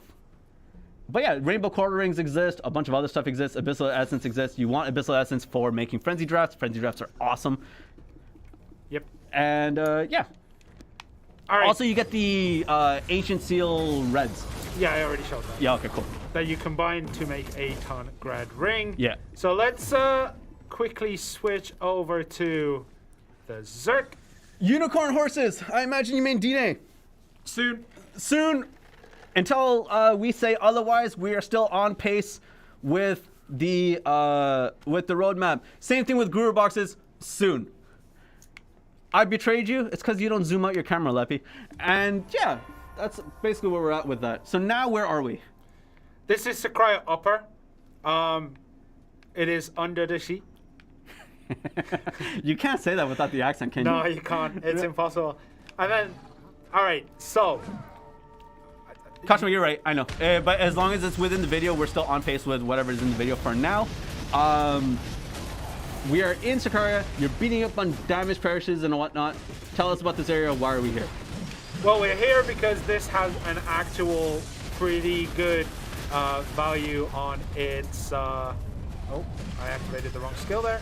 So you see how you get the destroy ancient weapon power stuff? If you, for the event, don't get rid of them right away. Use them to get your ancient coin of the deep sea and stuff. So you can transfer, or you can exchange for the boats. You don't have to sell them right away. If you want to sell them, go right ahead. I can't force you to do the event, but yes. So save all the trash loot here. So destroy. It's in one of these. I got in a bit of a frenzy and throwing stuff away. It's the ancient destroyed, the destroyed ancient weapon power stones, as well as the Protei fins, and the other one from the Abyssal Zone. You want to go to the Abyssal Zone? I'd rather not. Secret Song is to be in, but the horse gear for it is not at the moment. Soon. Wait, QA Because Secret Song is for the Crocodile's gear, right? Yes, Crocodile's gear is not in. I would not recommend you to sell those. Keep those for your stuff. QA team is definitely checking out stuff. What's the trash loot price? Trash loot price on the upper region is where is it? 2,350. I would go into the Abyssal, but like we had a discussion and we want you guys to explore that and have that for yourself. Because when we go there, we won't be on screen long enough for you to experience all of the Abyssal Zone. Despite how geared our characters are, we're still pretty nerfed by the fact that like things are different from our normal ones, like lock settings. Our crystals are different. Sorry, I'll start answering questions because we've been away from it for so long. When will we be able to start sprinting in towns and stuff on horses? I would say it's not in the plans at the moment. I'm not sure when that would be in. I don't even think it would be in at the moment. Can we get the red ghillie suit? What? For RBF? Not entirely sure what you mean by that. I have to double check it. Wait, did he say get rid? Huh? Did he mean like get rid of it?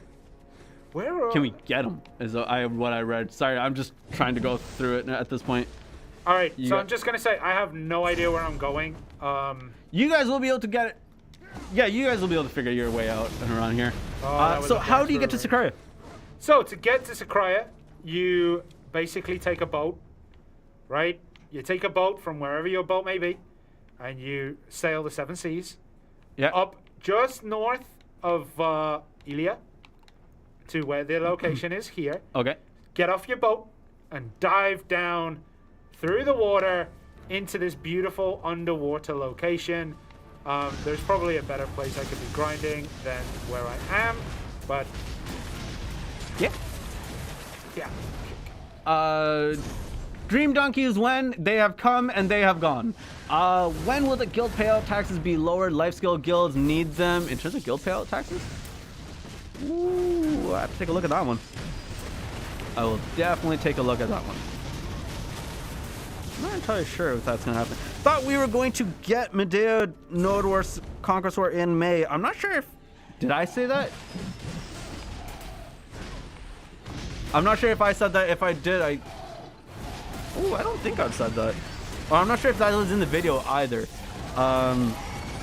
We'll have to look. Seasonal servers when eventually again, like we said, we're on pace with the roadmap.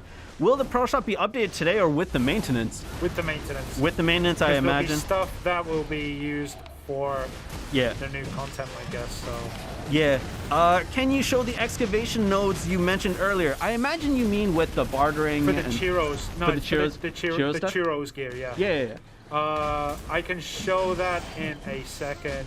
Let me just go. The Korean dev guy said it? Okay, I'll take a look and see, double check on that, because I don't want to say something that is incorrect, honestly. So, yeah. The transfers from PS to Xbox, I don't think is going to be possible, but I'll keep asking for it. I know I have asked for it, but not sure when that will be, or if that will be. I don't think it will. When will you fix the guild log, character log? Has the guild log not been fixed yet? I thought we fixed it last update. There was an issue with it. It should have been done in the last one.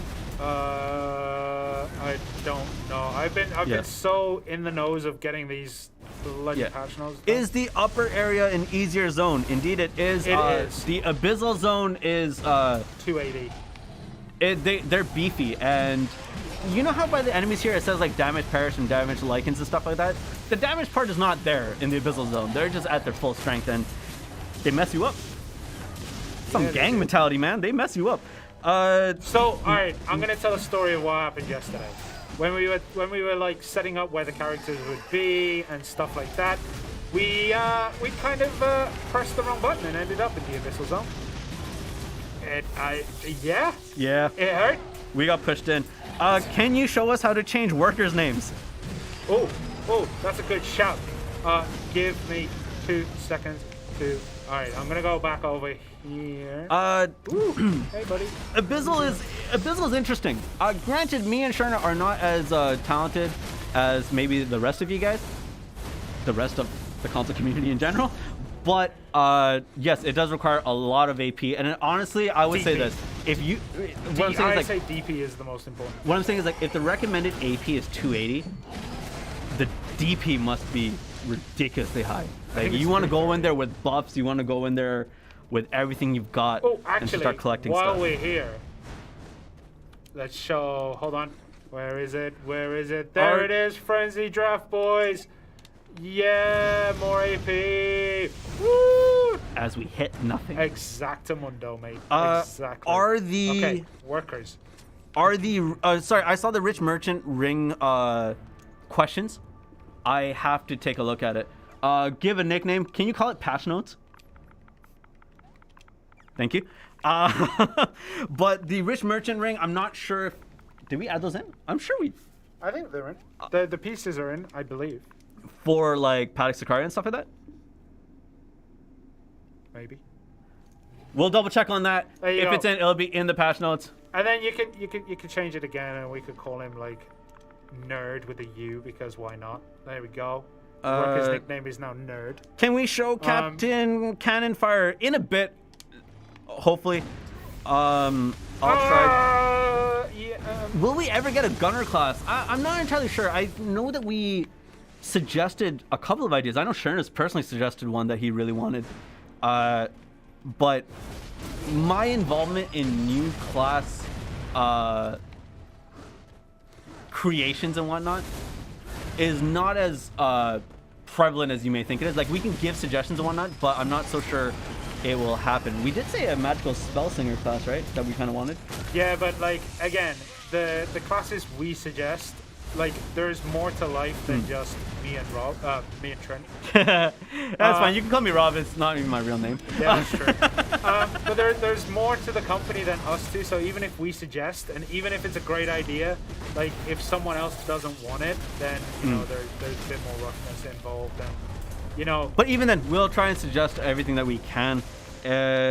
What was much like certain, much like mounts, everyone has one. You know, everyone has an opinion. So I know the real quote there, but I'm not going to use it. Someone was asking about Vel, and you do have some people in chat did have a really good point about this. Right now we have Guild Garment, and is there a plan for Guild Vel? No clue yet. I think we're still working on garments as much as we can and all this other stuff. But honestly, here's what I wanted to say about this, right? As you could tell by the bedtime story that we read you for an hour and a half, essentially, this update is massive. And we weren't going to be able to get Vel into this, because we don't have World Boss Garment yet. And I think if we delayed all this content because we don't have Vel, would be more detrimental to the game than it is having it without Vel. Or Con as well. That being said about Con though, like we said earlier, you will need certain Con items to build your boats. Those items are available through bartering and through the Crow coin shop. So, yes. That's as much as I can say about that part. Will we get bartering this year? Maybe. No. Never. I don't know what you're talking about with bartering. All right, if you missed the beginning of the patch notes, because we did go on for quite a while, bartering is already in with this update. Yeah. Which is kind of why we couldn't get the coupon code for this stream, just because the coupon will include certain items required that are in this update. Are you guys a couple of homies? Can you suggest a Shy Prime moves and even a Bear summon? Stop looking at Bobo! No. I'll give him this. The Shy stuff, like we said, this is... Did you get Abyssal Essence? Yeah, I did. Nice. Yeah. The Shy and some of the other classes, like... Even though the patch notes for balance is really long, some classes still need a lot more help, which is true, and we keep saying for it. Yeah. So like I said, balance is not this balance update is not the end-all be-all of everything. However, I would like to see how this balance affects everything and how people kind of run with it. I do want to say one thing. Mm-hmm. When the balance was shown on the old Global Labs, right, and there was a lot of comments and people talking about it, and some people were like, "Oh, why would they buff this skill? Nobody ever uses this skill." You kind of have your answer in what you just said. If nobody uses it, then you buff it. And let's see how people use it. Yeah. But that was one of the prevailing comments that were in a lot of the notes, is like, why buff X skill when nobody uses X skill? And it's like, come on, like, you're so close. You're so close to your own answer. Is the family karma coming with killing mounts on this update? So if we're talking about naval sea karma, no. That one's not in? Not in. Okay. I did check. I'm not 100% sure. It might be something that, got through when we, piecing together things. But for the last time I checked, no, we're not getting naval karma this update. Did the Capras levels increase? No, not in this update. Blue life skill gear coming. As I said before, we're on pace with the roadmap that we said. So I think I believe we said 3 months after Logia. 3 months after. And then 3 months after that we'll get Manos and stuff. So we're still on pace with that. Pace. Oh my god. Yeah. It's getting rougher to talk, isn't it? Yeah, but yeah. It's tough. Right. The ocean is gonna be blood red. Magoria Pirates. I'll be excited for this.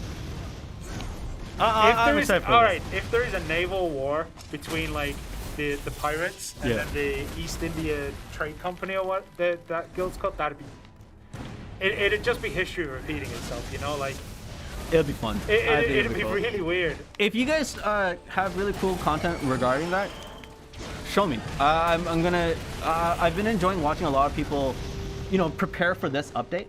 So there's a couple people on Reddit who were promoting content of like, yo, this is what you want to get ready. And honestly, a lot of the content is right. It's actually really correct. I highly recommend checking them out. And they're very console specific as well. Someone also put up a really good point of saying that like, yo, the PC guides still exist and stuff. Well, a lot of those PC guides are from way back when. We have certain updated mechanics. I know console, right? Console has certain updated mechanics when we get this kind of content.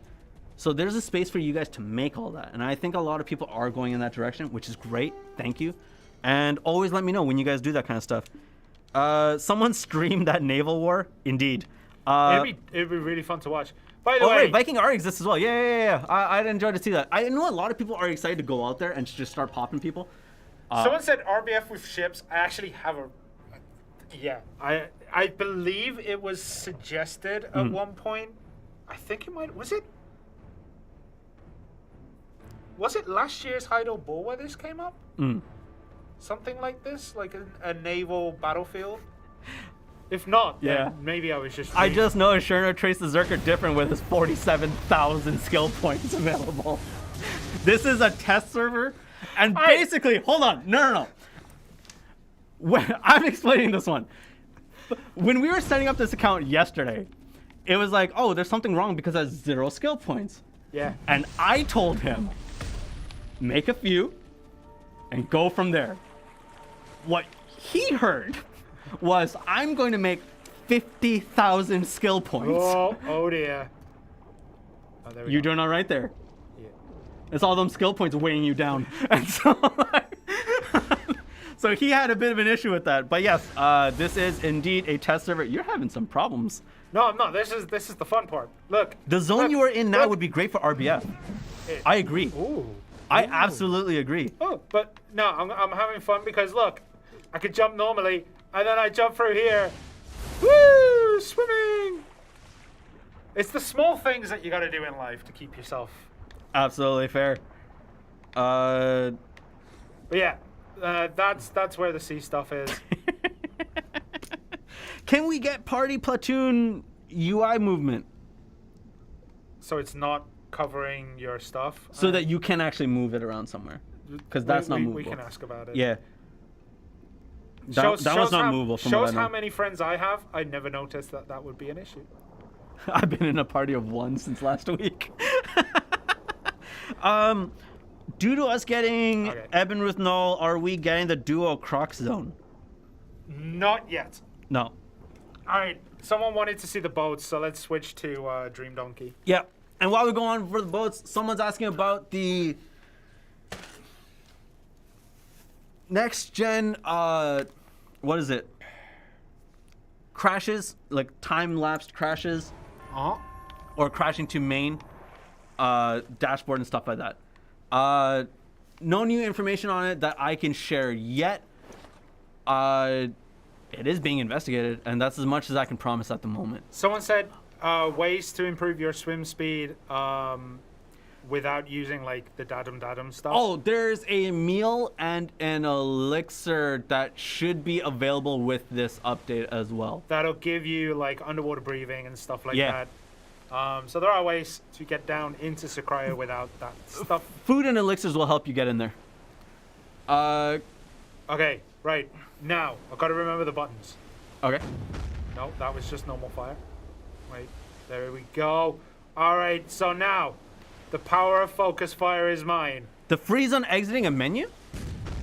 Do you mean when your character locks up?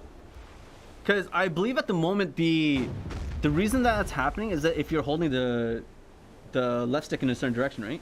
That's a way to replicate it, yeah. Yeah. Right, just so people know, is like... That's the improved sailboat, indeed. This is the improved. Yeah. So basically, you can fire off both sides if you feel like it. If you press the right buttons, because I'm an idiot, I pressed the wrong ones. But you don't need to do... If you do focus fire, you can only fire one. side at A. People Time. in chat, thank you for this.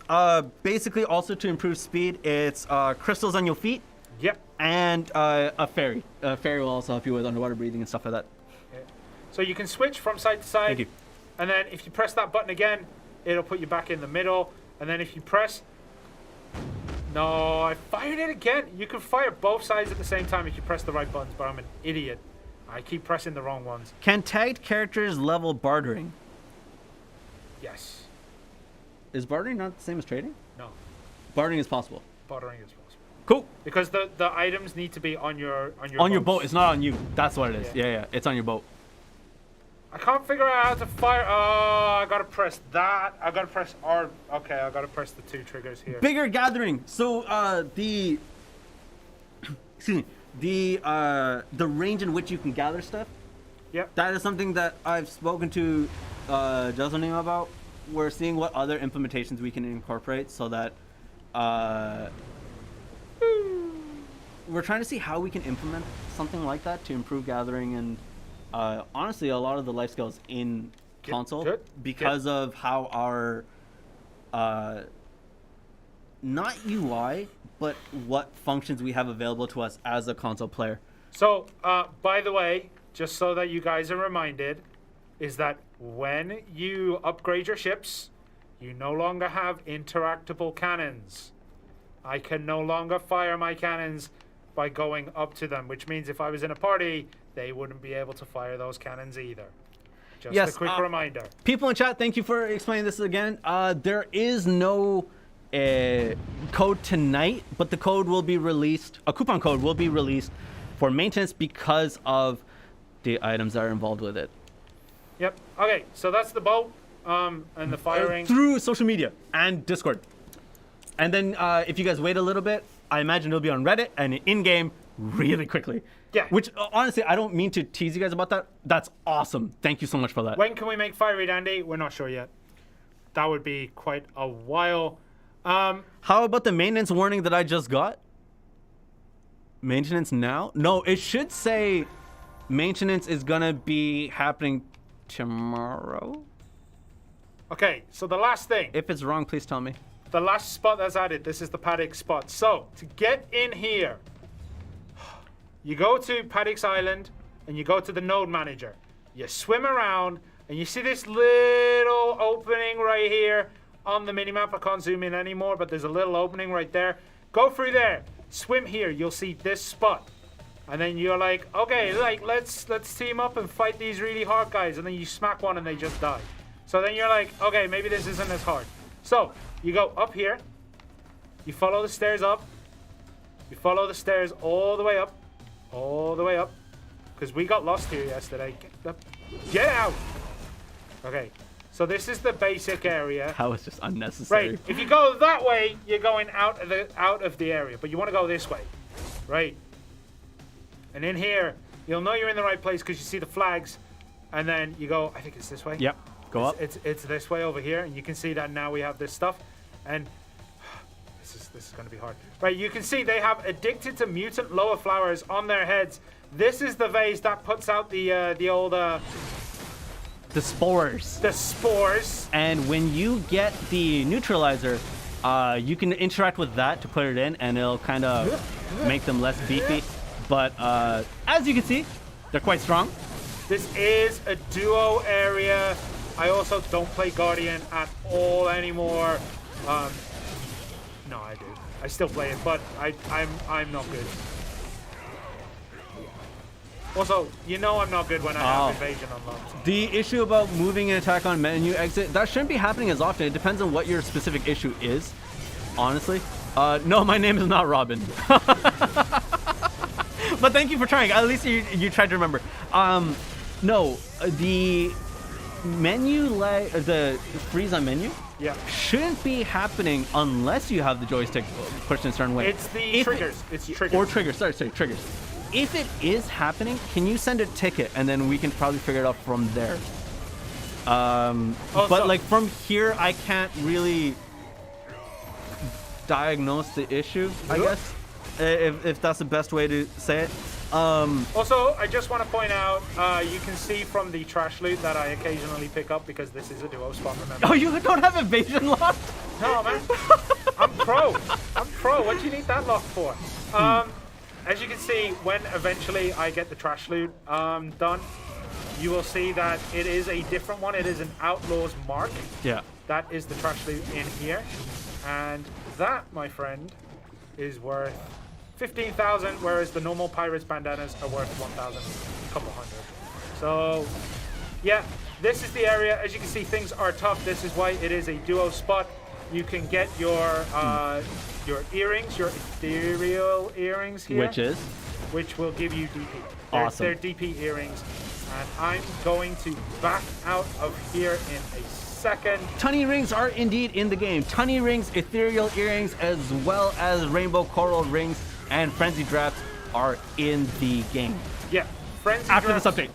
After the update. So frenzied drafts, remember, do have that minus DP. So if you are going to Sakura Abyssal Zone, be prepared. Xeno. What did he say? He was talking all piratey. I appreciate that.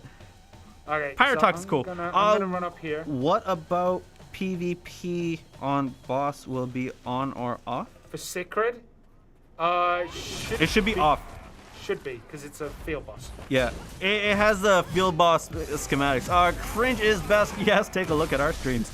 Can we get a pet looting buff since we can't click to loot? But you wouldn't need to click to loot it if you have pets, right? Am I misunderstanding this? Basically, people are over farming their pets, like their pet speeds. No, but I'm wondering about the click to loot thing. I'm wondering about that. Okay, I'll have to do it. Okay, you do if they are slow. Yeah, okay. Pet presets, agreed. Want to see that in eventually. Don't know when specifically. Something about outfits kept coming up. So in terms of the outfits, and apparently they've been reaching out to you about these outfits. They can reach out to me all they like. And you will get a response eventually, is what you want to say. Yeah, that's there we go. So here's the ethereal earring. As you can see, it is DP. You can also get the ancient platinum coins, which are the trade items. Yeah. They're quite expensive. Spirit dust, black stones, as always. Also, the most important thing here. Yeah. You can take your yellow gear. Yeah. Blue coral earrings, mate. Yeah. That's where life is. Good stuff. Look at that buff. Like I said, the costume stuff. So in terms of costumes, like, let us know. And I've said this before, and I'll say it again because it's been a while since I've said it. In terms of costumes, I don't generally like pushing for it because that's very much Pearl Shop related, and I don't like. Usually, I'm just gonna say, I'll if you suggest it. Yeah, if you ask, we go to the guy who does it, and we're like, "Yo, what about this costume?" He's like, "Yeah, okay." And then they'll space it in appropriately from there. And I generally don't mess with the Pearl Shop in terms of like when certain things are coming. It's one of the reasons why you don't hear us talk about the Pearl Shop on streams, because that I don't think is conducive to our streaming style, I guess. Like I don't know. I don't feel that would be appropriate for our streams. However, we do take all the suggestions. So like, what was it, the Coco thing? And then someone's been asking me about a very specific warrior costume that no one else has asked for, by the way. It's one person that's been asking for it. You know what the best thing about it is? The female equivalence of that was released 2 weeks ago. Yep. Yep. And that's why I avoided his streams. So there are certain outfits that not certain. All outfit suggestions that we get, I generally try to push it in, or ask someone about it. But then I don't mess around with their scheduling and stuff like that. Yes, they know who they are when I'm talking about this. Okay, I think that will. Yeah.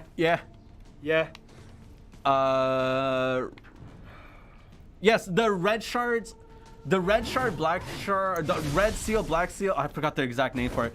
Ancient red seal, ancient black seal. Is that what it's actually called? Yeah. I'm gonna double check. I feel like you're wrong. No, I'm right. Nah. 100% I'm right. Nah, homie, I know my stuff, wrong. man. I know my stuff. But I wrote that section. Ancient seal, black shard. Got it. So these are the equivalent to the Ackman history equivalents of like being able to make your accessory. Yes. Yeah. Was that a tunny ring? Yes, it is. A tunny ring is finally in after many streams of us accidentally saying tunny ring. Instead of tunny earring, yeah. They are finally in. Berserk thing. I'll explain this, right? So, the Berserk thing won't make it into console. And the reason I say that is because of IPs, and we've mentioned this before. Now, I understand in terms of, and this is more of a serious moment, I understand the creator of Berserk has passed away, and there are people who've been asking to, like, honor him by putting that costume into the game. I honestly don't think that would be an appropriate way to do it, because we'd be making money. Like, it's a pro shop item. We'd be making money, and the reason that people are going to buy it is because someone else has passed away. And, like, to me, that's, like, I don't know, man. Like, I feel very uncomfortable with that idea. Even if we got the Berserk IP license agreements for console specifically, because it's different, I don't think that would make it work. Make it loyalty based, I'm not entirely sure. So the first thing, I understand that there's other ways around it, but the first thing is the Berserk IP was not made for console for the platform, because it was done between platforms, not the IP in general. So the Berserk IP was tied to PC, which is why mobile and console was not a part of it. Yeah, we're still not part of the contract. But there's other ways to go around about it. I think if for PC, maybe they'll find a way to do it. I'm not entirely sure. But I think that would require, even if we did donate and things like that, or do charity-related stuff, that requires a conversation with the creator of Berserk's estate and see if that's okay, if that's something that they want to do. But for as much as I know, they're, especially knowing that estate from other excuse me, from other communications outside of gaming, that estate is very private, and I'm not so sure that they'd be willing to do that. There's not much else I can say about it, and I wish I can talk more, but there isn't much else. But yeah, so for, until further notice, like, we're not getting the Berserk stuff. Yeah. Sorry, who passed away? The creator of Berserk. Yeah. At the tender age of, what was it, 56? In his 50s, yeah. Yeah. Which, yeah. I can't say much else about it. Right. Murder Lemons. Sorry, let's get back onto stuff. Why are there never any GM events anymore? Right. It is pretty difficult for us to get around the whole COVID situation. We're trying. There might be some this week. And we want to do more. Yeah. Well, we're slowly getting back into it. Yeah, it's something that we've really wanted to do, but again, it's a bit tricky to navigate, especially with, like, a couple of cases nearby, which caused us all to go get tests and take Monday as a work from home day. So when we start gearing up for it, something seems to come in the way and just yeet it out of existence. Yeah. So there's a couple of things that we're planning that we have basically not scheduled, but we have the ideas for the events down. We know how we're going to run them. It's just getting the time to do so. And also in terms of events, we will be trying to do more. That being said, as Shirna said, the pandemic issues around Korea at the moment specifically are quite different from how vaccine rollouts are being handled, let's say, in Canada, the US, or anywhere in Europe, essentially. So until that gets more stabilized, I'm not so sure we can do as many GM events, but we want to. I'm taking off my watch because I don't want to see Costa sending any more messages. Costa sending messages? Costa sent a couple more messages. No, Vel is not in. Yeah. Price increase for the value pack? I don't know. Arena of Usher on console, when? Something that we have to, if we're going to do, we have to plan in advance. It's going to take a while. Don't know. Was mouse keyboard support to justify crossplay mentioned? PC has too many inventions. We're never doing crossplay. Well, from what we know, there's no crossplay planned at all. Did I say we're going to crossplay with PC? No, people have got this in their heads that, like, this is going to happen, this is going to happen, this is going to happen. And then, when you tell yourself something too much, it becomes truth.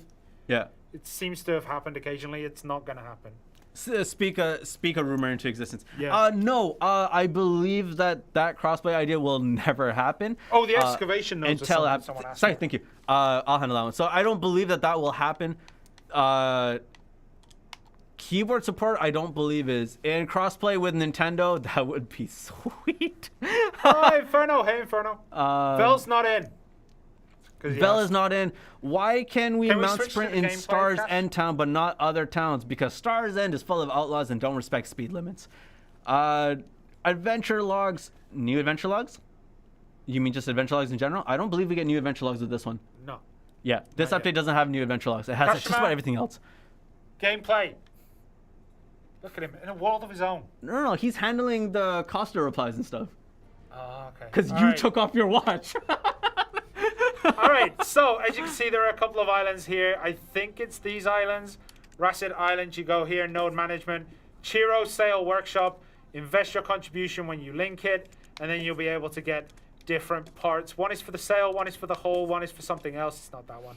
But there's a few islands here that you can do it with. Is that the other one? No, I can't remember the other one. It's around here. There's islands. There's Go check 'em out. There's Timberers, Skill cooldown UI changes. I'm not entirely sure what you mean by that. where you can move it around. Oh. All right, so there's the plating island, Learo. Here's the prow, which is Timbera. Then you've got Racid Island, which I've always called Rancid. That's your sail. And then you have Al Naha, which is the cannon. Skill UI changes, I imagine, in terms of moving things around. Eventually, it didn't make it in this one for sure. Saltwater crocodiles should be in because the moss-covered maps are also in, something that we didn't talk about much, but they should be in with this Yep, update. they're in. So your saltwater crocodiles, you will be able to go hunt them and kill them and get moss-covered maps, which you then need a moss remover from the crow's nest, the crow coin stuff, and then you get the map. You get the map, you go and do stuff with the map. You collect certain pieces, you put them together, it gives you a treasure map, which is a quest. You have to go to Port Rat. To start the quest, it will give you a random location. You go to that location, you get stuff. Yeah. Saltwater crocs are not in? They should be. They should be. They said that we said it wasn't, but it should be. Saltwater crocs should be. You're thinking the duo spot? Yeah, the duo croc. I don't know. Legitimately. I don't know. It's not in the patch notes. I thought All I know is that saltwater crocs are Mm-hmm. should be in with that. I thought we were crossing with PC. Thank you for addressing. No worries. I thought I misspoke. If I did, that's an issue. Why are the mobs with guns? It's not fair. Right, Tyler Morgan. Look how slow they fire. Now, if we bought a class with the same mechanic, because guns in this game are primitive, you would have one attack every 5 to 10 seconds, and you won't be able to do much else with the class. I mean, you can also be a gun-wielding person. Just equip a matchlock and go at it. Yeah, that's the thing. It's matchlocks. But yeah, I know what people say like about the gunner classes and stuff. I don't know. It's something that some of us kind of want. Will there be a farming life skill update? I cannot get crons or anything else valuable despite life skill mastery in farming. Wait, in farming? You don't get that stuff in farming? You don't get crons, but what you get, I think they mean Kafras, maybe.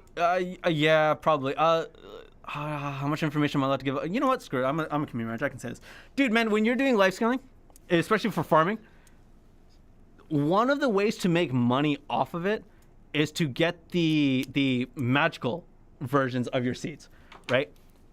Plant breed those as much, especially if you don't need the materials. Plant breed those as much as you can, so you get the fruit of insert name as well as the dream horse materials. You also get more magical seeds. Since you can only plant a certain amount of them, you would sell the extras to a vendor, and you would make money from it. So you can get all these, and that's the way you make your money from it. Farming, if you're not looking for materials and looking to make money that way, magical seeds is one of the best ways to go about it. You can also do like play the market and moles. Yes, moles exist as well. There's also you can play the market, see what people want, and go from there. A lot of people, there's bottleneck ingredients that can only be obtained through farming. I would go for those. Well as blue grade seeds. Blue grade seeds, people eat them up because people forget about their farms like I did. Your farms get reset and they want to get their farms back, and you start with blue for life skillers. Yeah. So yeah, that's Matt one way. Groves, is the new dungeon going to be similar to Ackman or History, or will it be a different experience? From what we know, from what was revealed in the video, which is all we can talk about, it will be a different experience from those dungeons. There's more that we know that we can't talk about because we're not sure if it's still there. But yeah, it's going to be a different experience. I believe it's designed around 5-man parties, but I'm not 100% sure about that. Designed for Ataraxian? Yeah. Based on the video, it's designed around 5-man parties. We're gonna release it in themes. The first one is desert. The second one was. I mean, I wouldn't talk about the second one. I think it was water, but let's not talk about that one. No. But like, I don't know. But I'm just really reading off the video. So yeah, I would say check out the video. How did the name Pearl Abyss come about? Right, that was long before our time. I'm just a wee boy in this company. No, the Pearl Abyss name was before we were even born. As we arrived in Korea. No, it's before I was born. Okay, yeah, 10 years is a long time. Yeah.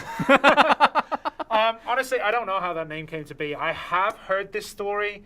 I believe it was mentioned at the Into the Abyss event in 2018, but that was a very long time ago. I've heard 3 different stories that all contradict one another. Yeah, that's because Mobile has told me a story, Console from one of our original leaders, and people on PC have told me a different story. I don't believe any of them. Have you got used to wearing glasses? No. There's still days where I walk out the house and I don't have my glasses on. Is Odalita in the works for this year? Come on, man. Like, we just got all this content. We don't know. Honestly, after the roadmap that has been announced, there isn't much we can talk about past that. Except that Hideout Ball is coming to your screens relatively soon, and from what we know, we'll be a part of it again. And yeah. But more in the background. Hopefully way in the background. Just like 2 little tiny specks and we're nothing else. If you see long hair on someone's shoulder, that's me. Even if it's like a female host, that's me. That's me. Trent, yeah. But yeah, Hideout Ball is coming up, so which means, you know, the usual stuff. A lot of discussion has been happening about like the content that is discussed in the Hideout Ball. You know, we're not the ones to give that kind of information. Will we get the sea monster loot changes? There's changes? I believe the loot hasn't changed because we had the updated ones. If we haven't, I believe they will change with this. I have to double check the patch notes. Don't take my word on that. Could you add someone else to the stream to answer more questions that you two are skipping over? I think it'd be kind of difficult to add another one just because... Only one person could talk at a time. Yep.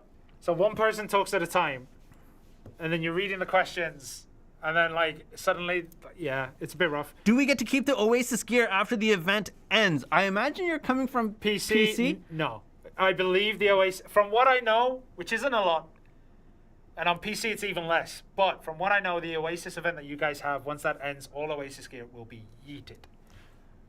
Will ship auto-pathing improve? No. Not in this update. Deal with it. No, luckiest... unfortunately. The way can I explain? The way that the ship pathing works is it's really awkward in that it tries to find a path on land through water.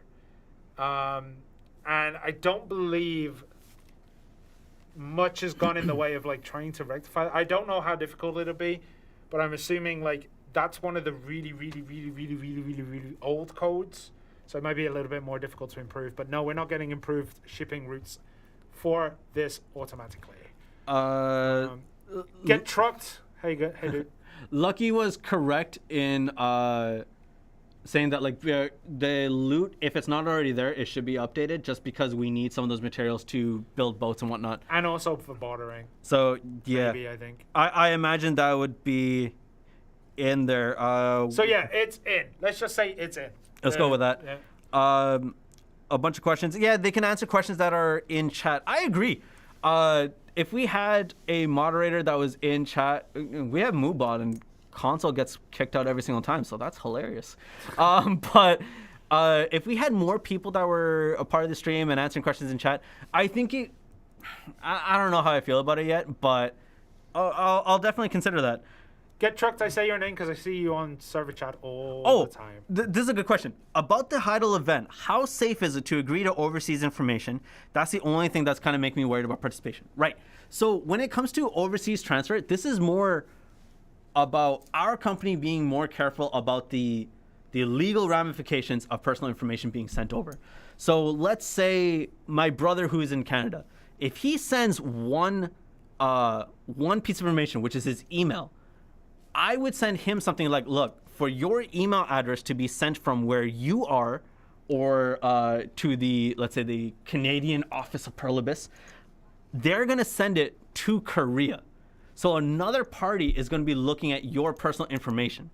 Are you okay with that? And we explained that this is in the scope of Perlibus and it's only for Perlibus, is to get you your information into the Korean headquarters that is Perlibus. That's what that overseas information transfer means. It's nothing like, if you don't agree to this, it might suddenly fall off the internet line and go to someone random. Like, because my brother thought that before. My brother has thought that before. They're just going to drop it off somewhere. I'm not doing this. I was like, no, dude, that's not what that means. It just means that it's like, are you good with it being sent to Korea? And it's an added precaution more for the legalities of us than it is for you and your data transfer. See, I was thinking of the Magic School Bus episode where they do the internet, and it's like they ride around and they get lost and stuff, and they have to go here. That's what I was thinking. Like some shark just bit through the cable, and your mail just leaks out into the ocean. Man, nobody wants that leak. But okay. yes, that's what that is. Someone asked me what server I play on. I actually play on a lot of different servers. I move around each time and check out what's going on in servers. So I play near there, everywhere. On Sea Monster Loot, currently it drops guild items. Will those change to non-guild? Yes, they do. They will change into, not all, some still do, I think. But certain ones, I guess. Okay. There is, okay, I think it's on my shy. Let me just find the name of said item.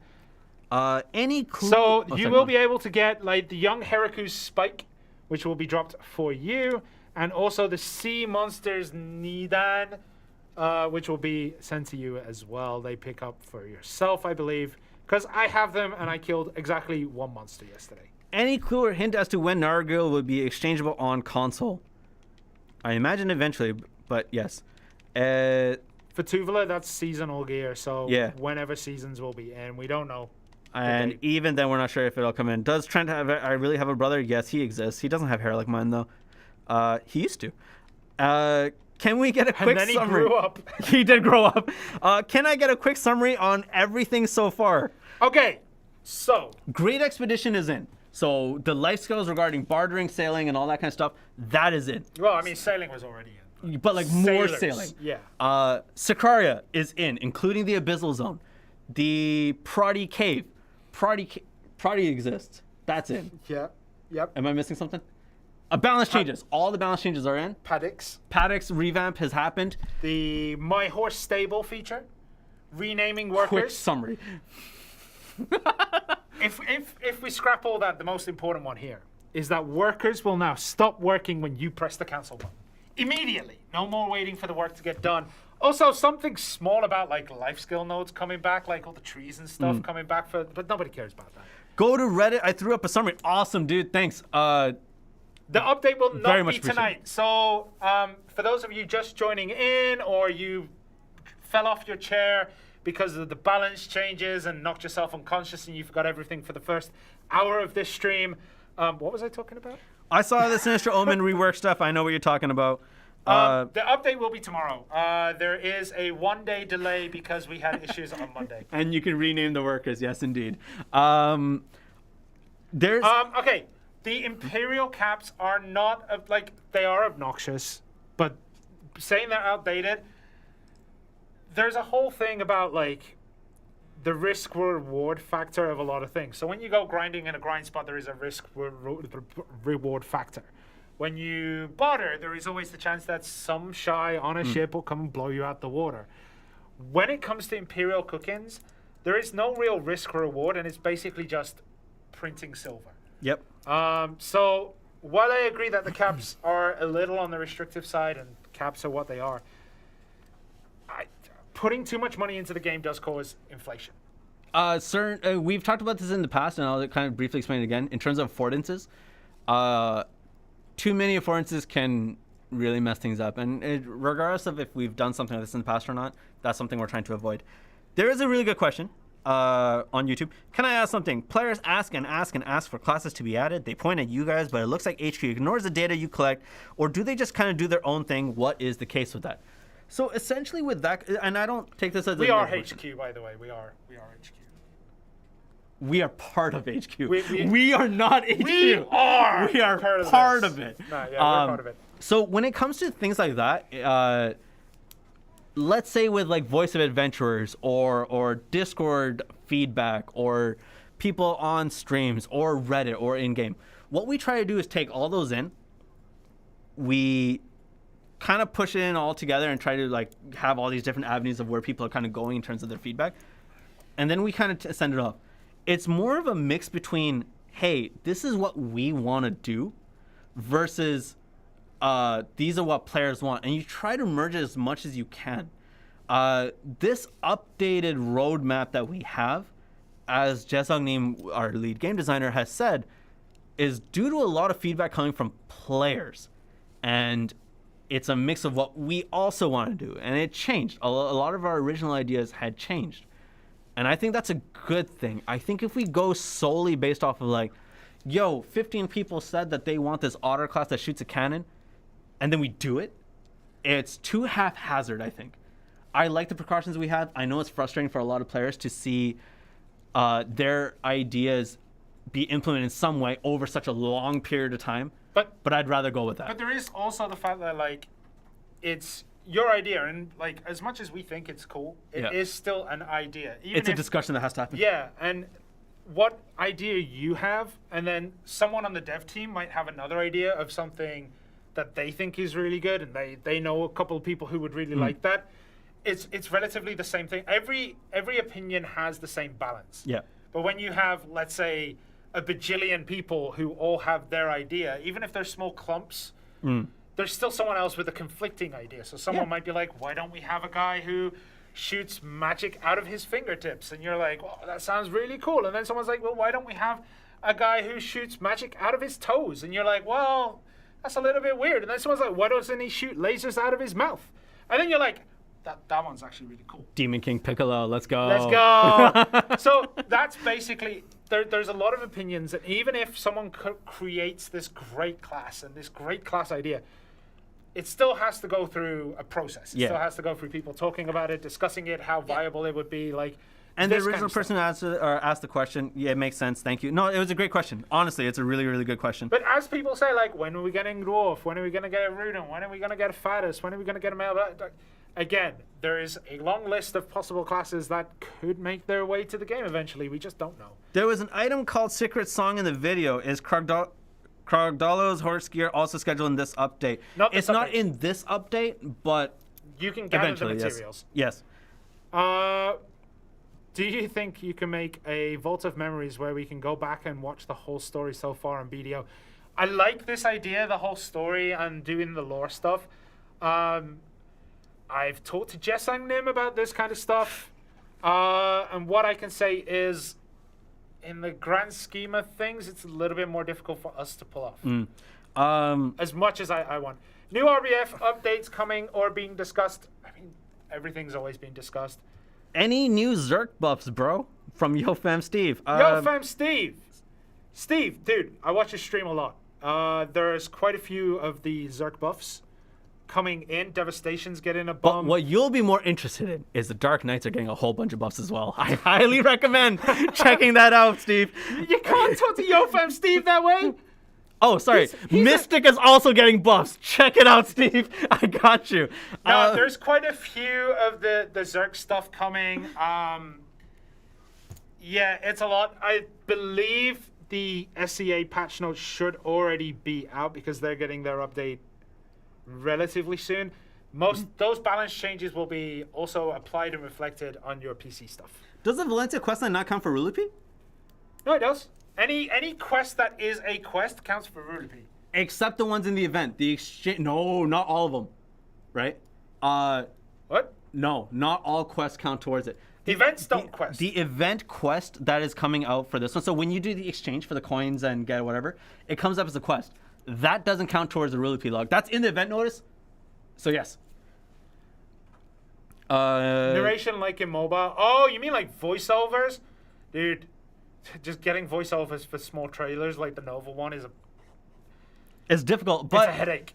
You know, we could do the one where there was that one voice adventures with me and you did the voiceovers for all the hi-ya sounds. The first one? Yeah. Where we put the video with no sound and then we were like, yeah. Repeats don't count. Yes, repeats, recurring ones don't count. There's certain restrictions on those ones. Certain event ones may count to it.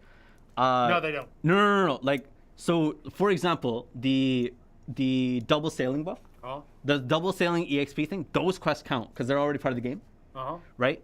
But the exchange ones from the events won't. Okay.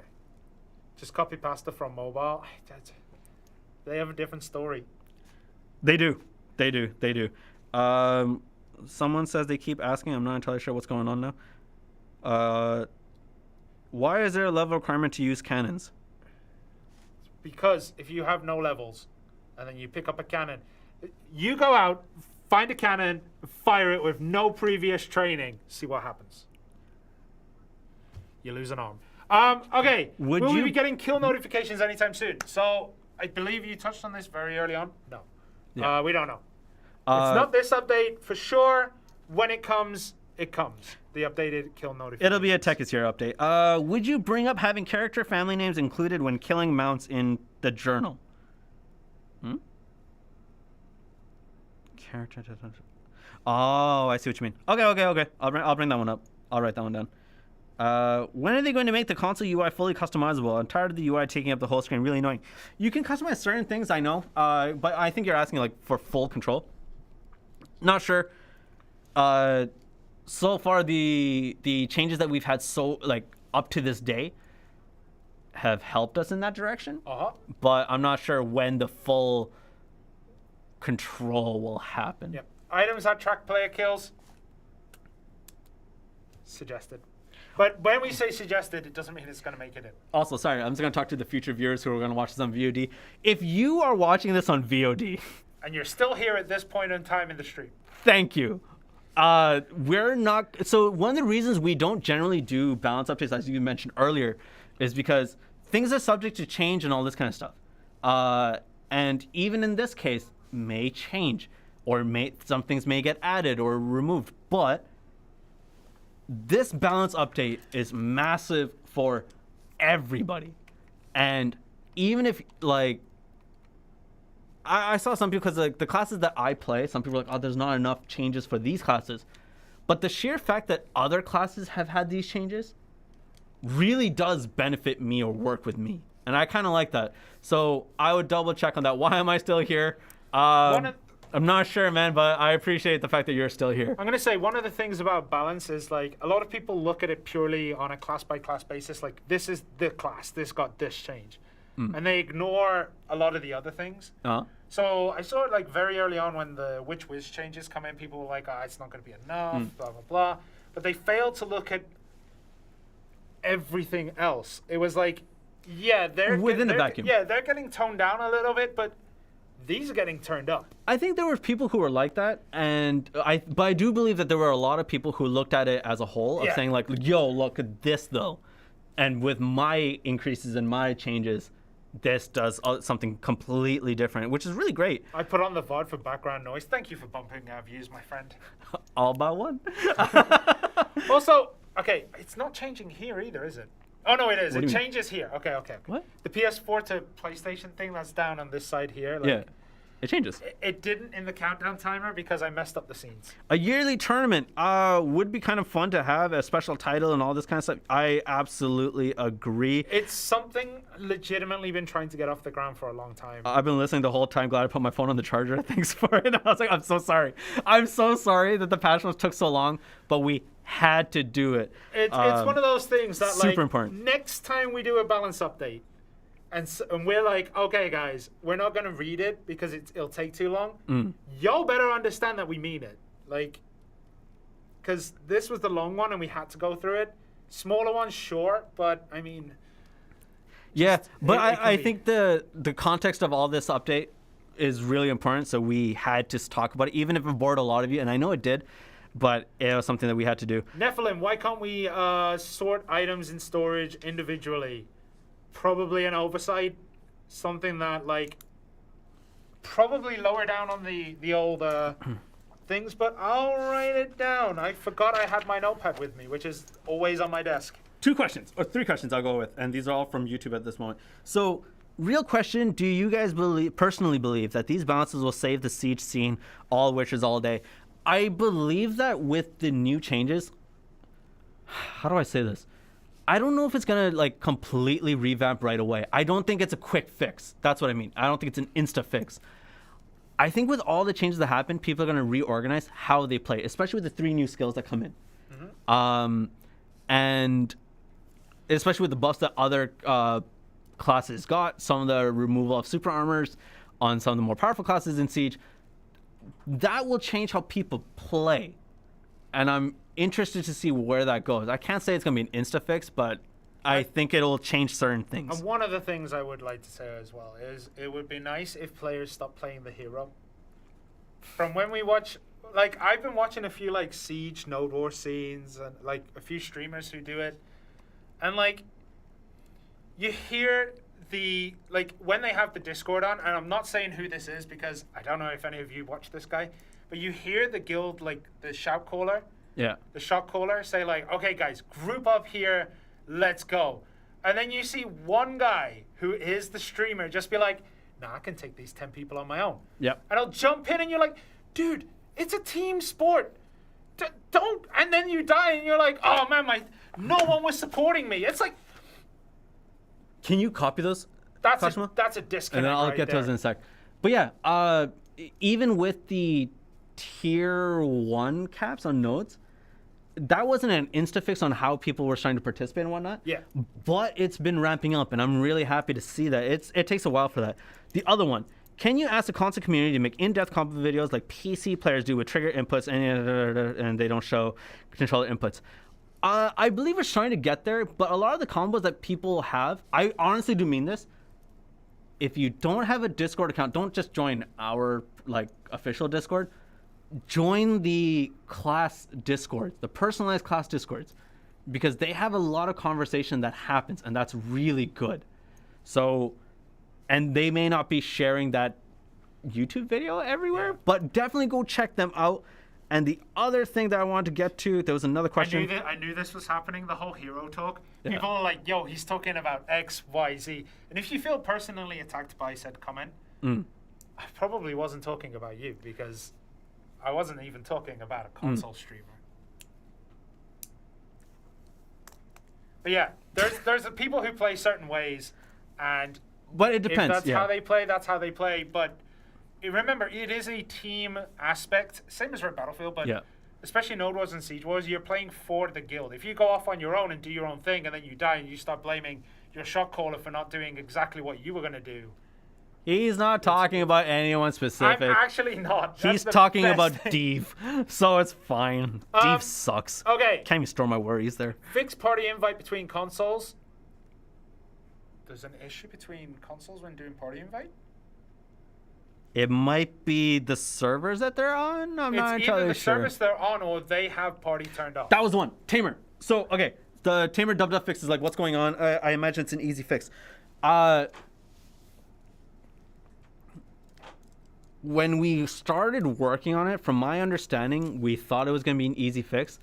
And then it turns out that there's something kind of messed up on it in terms of, how do I say this, inputs? Something else regarding it. I forget the exact term. I know what it is, but I forget the term. But there was something wrong with it. So we've been trying to, like, I've been trying to push it on the forefront. I would also say that, and I don't think it's an excuse, but the update for this one is actually quite large and trying to get it all in Not so sure when the dub fixes will come in, or what progress we've been making on it. I'll keep pushing it on my end for sure, but yeah. Can't invite from PS4 right chat menu. Oh, like PS4 party through the game. All right, I'll write that down. But yeah, sorry, I'll just have to take a look into that. Where did it go? There was another one. Stats on Tamer don't work, and you said it was a rendering issue. Stats? Stats don't work? Dub is WW, the forward movement. Sorry. Double stick. Sorry. I keep saying that, and I've been leaving people out of the conversation. When I say dub movements, it's when you're in Tamer pre-awakening. I believe in Succession as well to a certain extent. When you do evasion, you have to press forward, left, right, down to do these things. When you go left, the camera moves with it, and that's kind of frustrating. When you go forward, or L2 left trigger and up, you can do it, but it stops. Yeah. And it goes into a run, and then it does it again. And whereas on other platforms, you can go bang, bang, bang, bang, bang. And that's the thing that people are asking about. Whew. But when yes. he says dub, it means WW. Okay. Sorry, I shouldn't be saying dubs. I should be saying it properly. Oh, okay. So I sent a ticket about falling through the stairs at Star's End and history as a striker. Any info? Right. Falling through the map is one of those things that occasionally just happens, and it is rough to say. If we have the video, we can get people to check it out. So if they're telling you to change your settings, like, that's cool and everything, but the report does still make its way to the people who need to see it. And what we do then is we take a look at the video and we're like, okay, can we replicate this? If we can, then it's a problem with the way that the map is formed, and we fix those issues. Like you see every update, fixed terrain issues here and there. If we can't repeat it, then we, maybe it's a unique case. We put it like, we'll take a look, we try. If we can't repeat, okay, let's hold on this one, keep it in the back burner. If we get another one, then we know it's a trend and it builds up. If it's class specific, we also do try to do the exact class that you're playing and the exact movement. We see a video, we try the video. And sometimes that works, sometimes it doesn't. There's been bugs that I have reported personally from like Discord and from SNS, and I have the video. Show it to QA, who repeat it step by step, and it doesn't trigger. So sometimes things just happen. It's rough, but sometimes, yeah. AP, DP mean nothing. I'm getting one shot, can't hit anything full pen. On Tamer?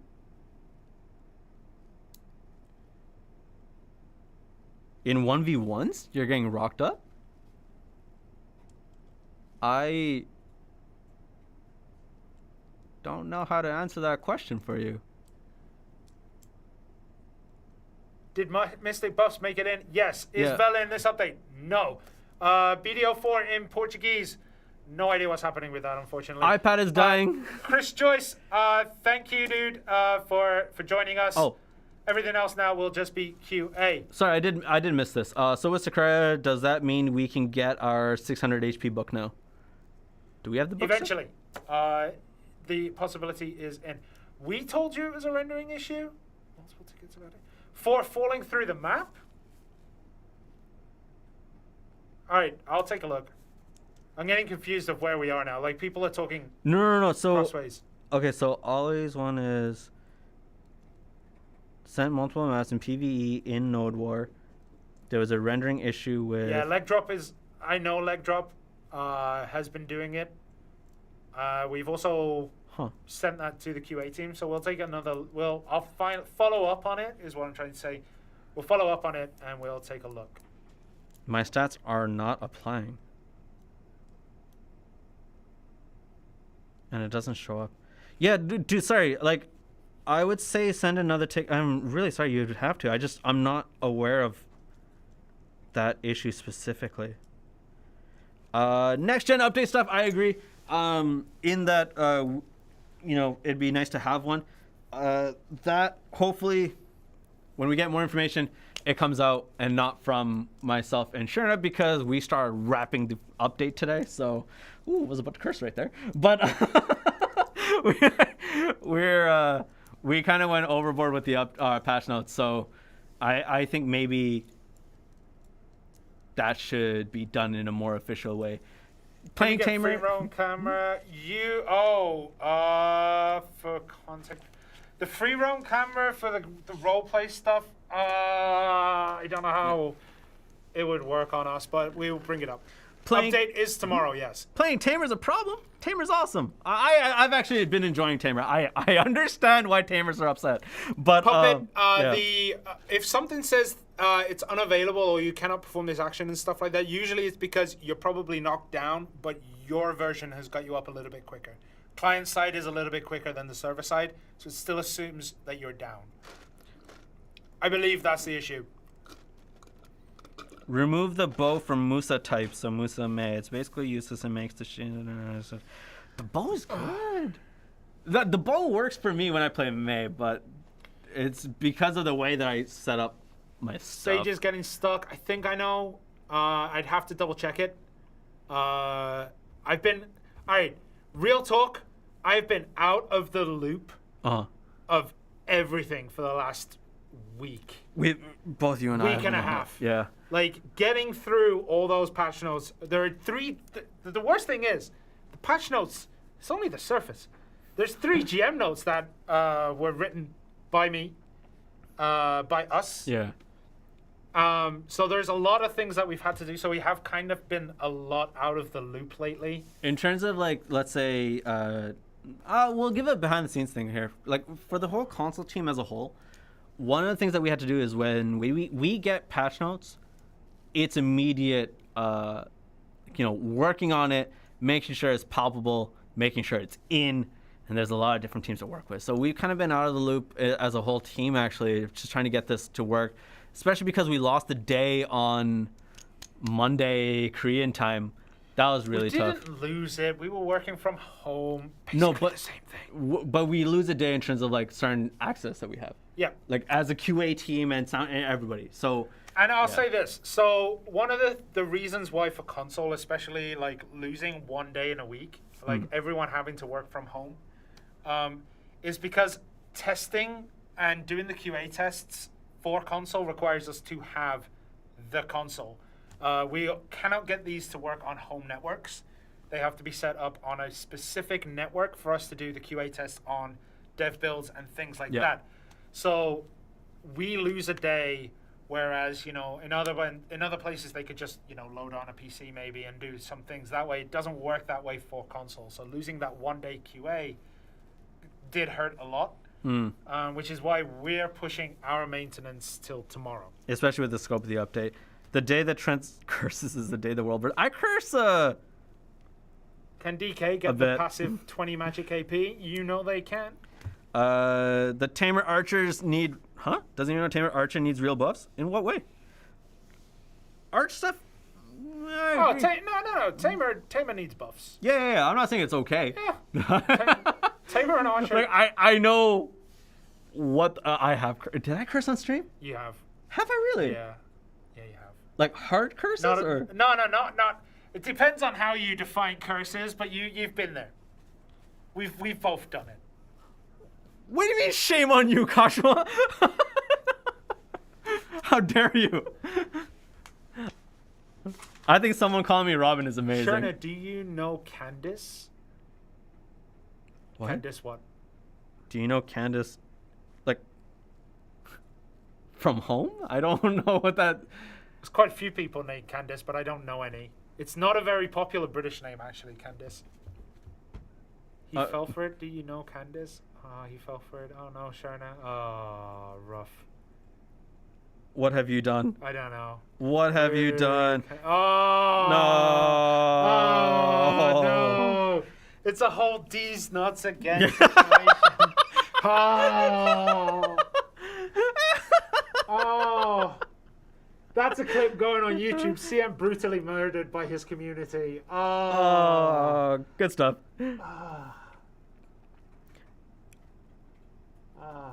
I'm gonna get my shame parade going on. That goes in our trend report for the stream. Indeed, it does. How would you translate that in Korean though? So somebody said D's. Yeah, you just be like, Shirna got wrecked. Oh, pulling out for Shirna. Oh. Can the interaction pop-up be disabled for sprinting on a 2-seater so it's not blocking part of the screen? Oh, that's something we've asked before. I believe there's a reason why it's there. Probably because it's difficult to get it not there, but we'll bring it back up. Guys, if you are leaving, thank you. If you think that is the wrap and we can no longer go on, you are true. My soul has left my body. It's going to the Redella montage. But yeah. Good times, guys. I didn't think it would work. Right. Can we get a ban on Phantom Badgers and Puppet, please? Permanent ban. Also, in-game, can we make sure that we delete all their gear and change all their character names to not available? That would be wonderful. Back to Tamer forward evasion. I kind of want to throw this out there if it might help. If you press R3, L1, you can do as it's intended, above 50% sprint, because a second of weapon sheath helps it. I agree, because that was kind of shared to me as well. But the frustration for me is more that, like, there shouldn't have to be like a workaround as opposed to. It should just work. Yeah, I try to say it less bluntly, but I would like for it to work as intended. There's another, like. But that is a good tip. Yeah, I know it's shared. Someone's dangling something else in front of my face right now, and I'm like, I'm not even gonna go for it. I'm not even gonna go for it. Not even. Oh, Not man. even. Nah, I'm done. Anytime someone mentions "do you know," I'm never touching it. Will Balanos territory get 50%? Someone's gonna be like, one day they're gonna be like, "Yo, do you know there's a problem with blah blah blah?" I'm gonna be like, I'm not even touching that. You got me once. I'm not falling for it again. Okay, will Balanos territory get 50% drop rate in the new zones? I don't actually know if that's the case for Sick and Protei, and also Paddox. Paddox falls under Calpheon. Yeah, Paddox will fall under Calpheon if it is there, because Pirates already falls under Calpheon. For Sick and Protei, I am not 100% sure on that. So you gotta let me know about that. No, Puppet, stop! Can't you just remove sprint for the time being? We don't use it anyways. Yes, you will use it. You will absolutely use it. J Wolf Gaming, I found the English version of the notes. That's weird because we haven't uploaded them. Oh, do you mean like through the translations from the Global Labs patch notes? For the balance one, it might be on the SEA website right now. Oh, it might be. I'll let me double check, because yeah, we kind of shared on the actual website. Okay. On our website, console? Is it up?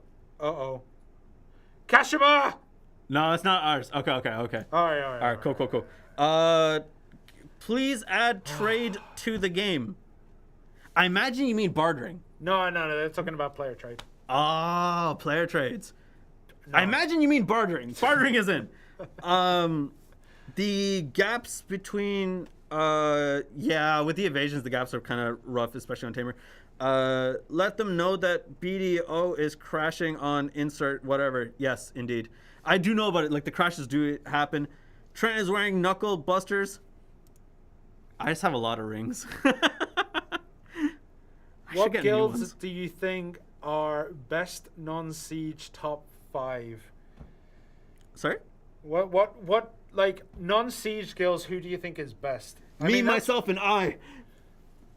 You know, there's probably a guild out there called Me, Myself, and I, and now they just like, yo, thanks for the shout out, guys.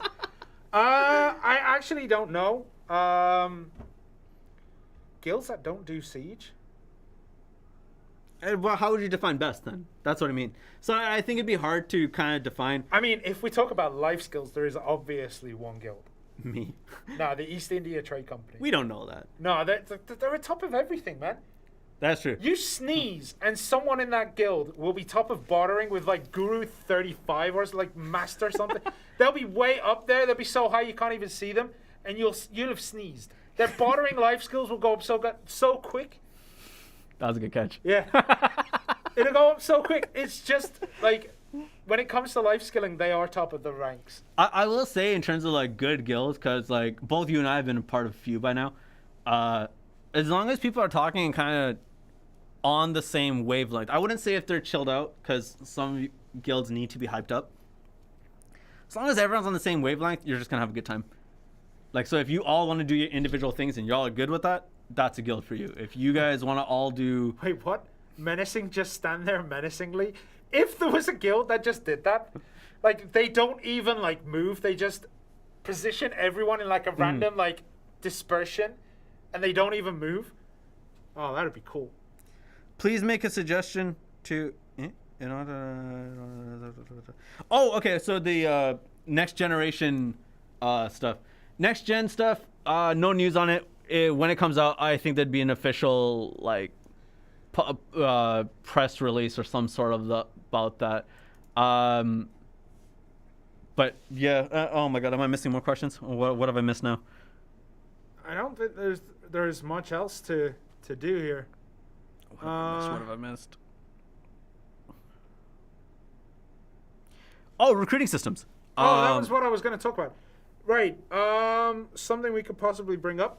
Guild recruiting systems. Yeah, guild recruiting system sounds interesting. Has this update improved underwater gathering? In what way?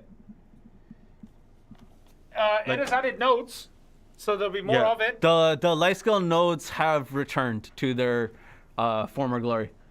People are saying, like, about the journals, we don't know at the moment when they will be coming in, but just because the content is there doesn't mean it's going to be released anytime soon. But it does mean that it is now possible to release when it comes up. So Dave's has a possibility of coming in. Yeah, I would just, in terms of guild stuff, yeah, guild actually needs fixing. Okay. I would say in terms of guilds, if you're on the same wavelength and you all want to do the same thing, then it's good times. As soon as there's like dissenting opinions on what the guild should be, you might want to just not put yourself through that. But if they're all your friends and you all want to hang out, that's another thing, right? Yeah. Like everyone has a different motive for joining a guild. I did see. Yeah, I can say this because there was a huge audience there. There is a guild, and I'm not going to say the name. There was a guild. 2 of their members are in Heidel at the top of the street and the bottom. And they're just shooting arrows at each other. It's 2 rangers. And they're using the same skill and flips. And they go all the way up, and then they go all the way down. This happened for 5 minutes straight. And everyone's like lined up, like it's a procession line of like, yo, what's going on? They're like, I don't know. This guild is just doing it. And they're not responding. They're not responding to anything in general. And then they would go up and then down and then up again. This went on for a while. And then they just both bounced. Which was awesome. It was incredible. You can also tell that it wasn't macro based because one of them screwed up. And then they both stopped and went back to the start again.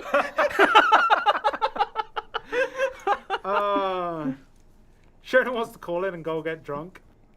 Have a good night. I mean, it is 2 o'clock. Yeah, guys, if you guys need to bounce, you're more than welcome to. Right now, we're just kind of messing around. At this point, we might be here until Europe wakes up properly, and then. Oh, geez, yeah.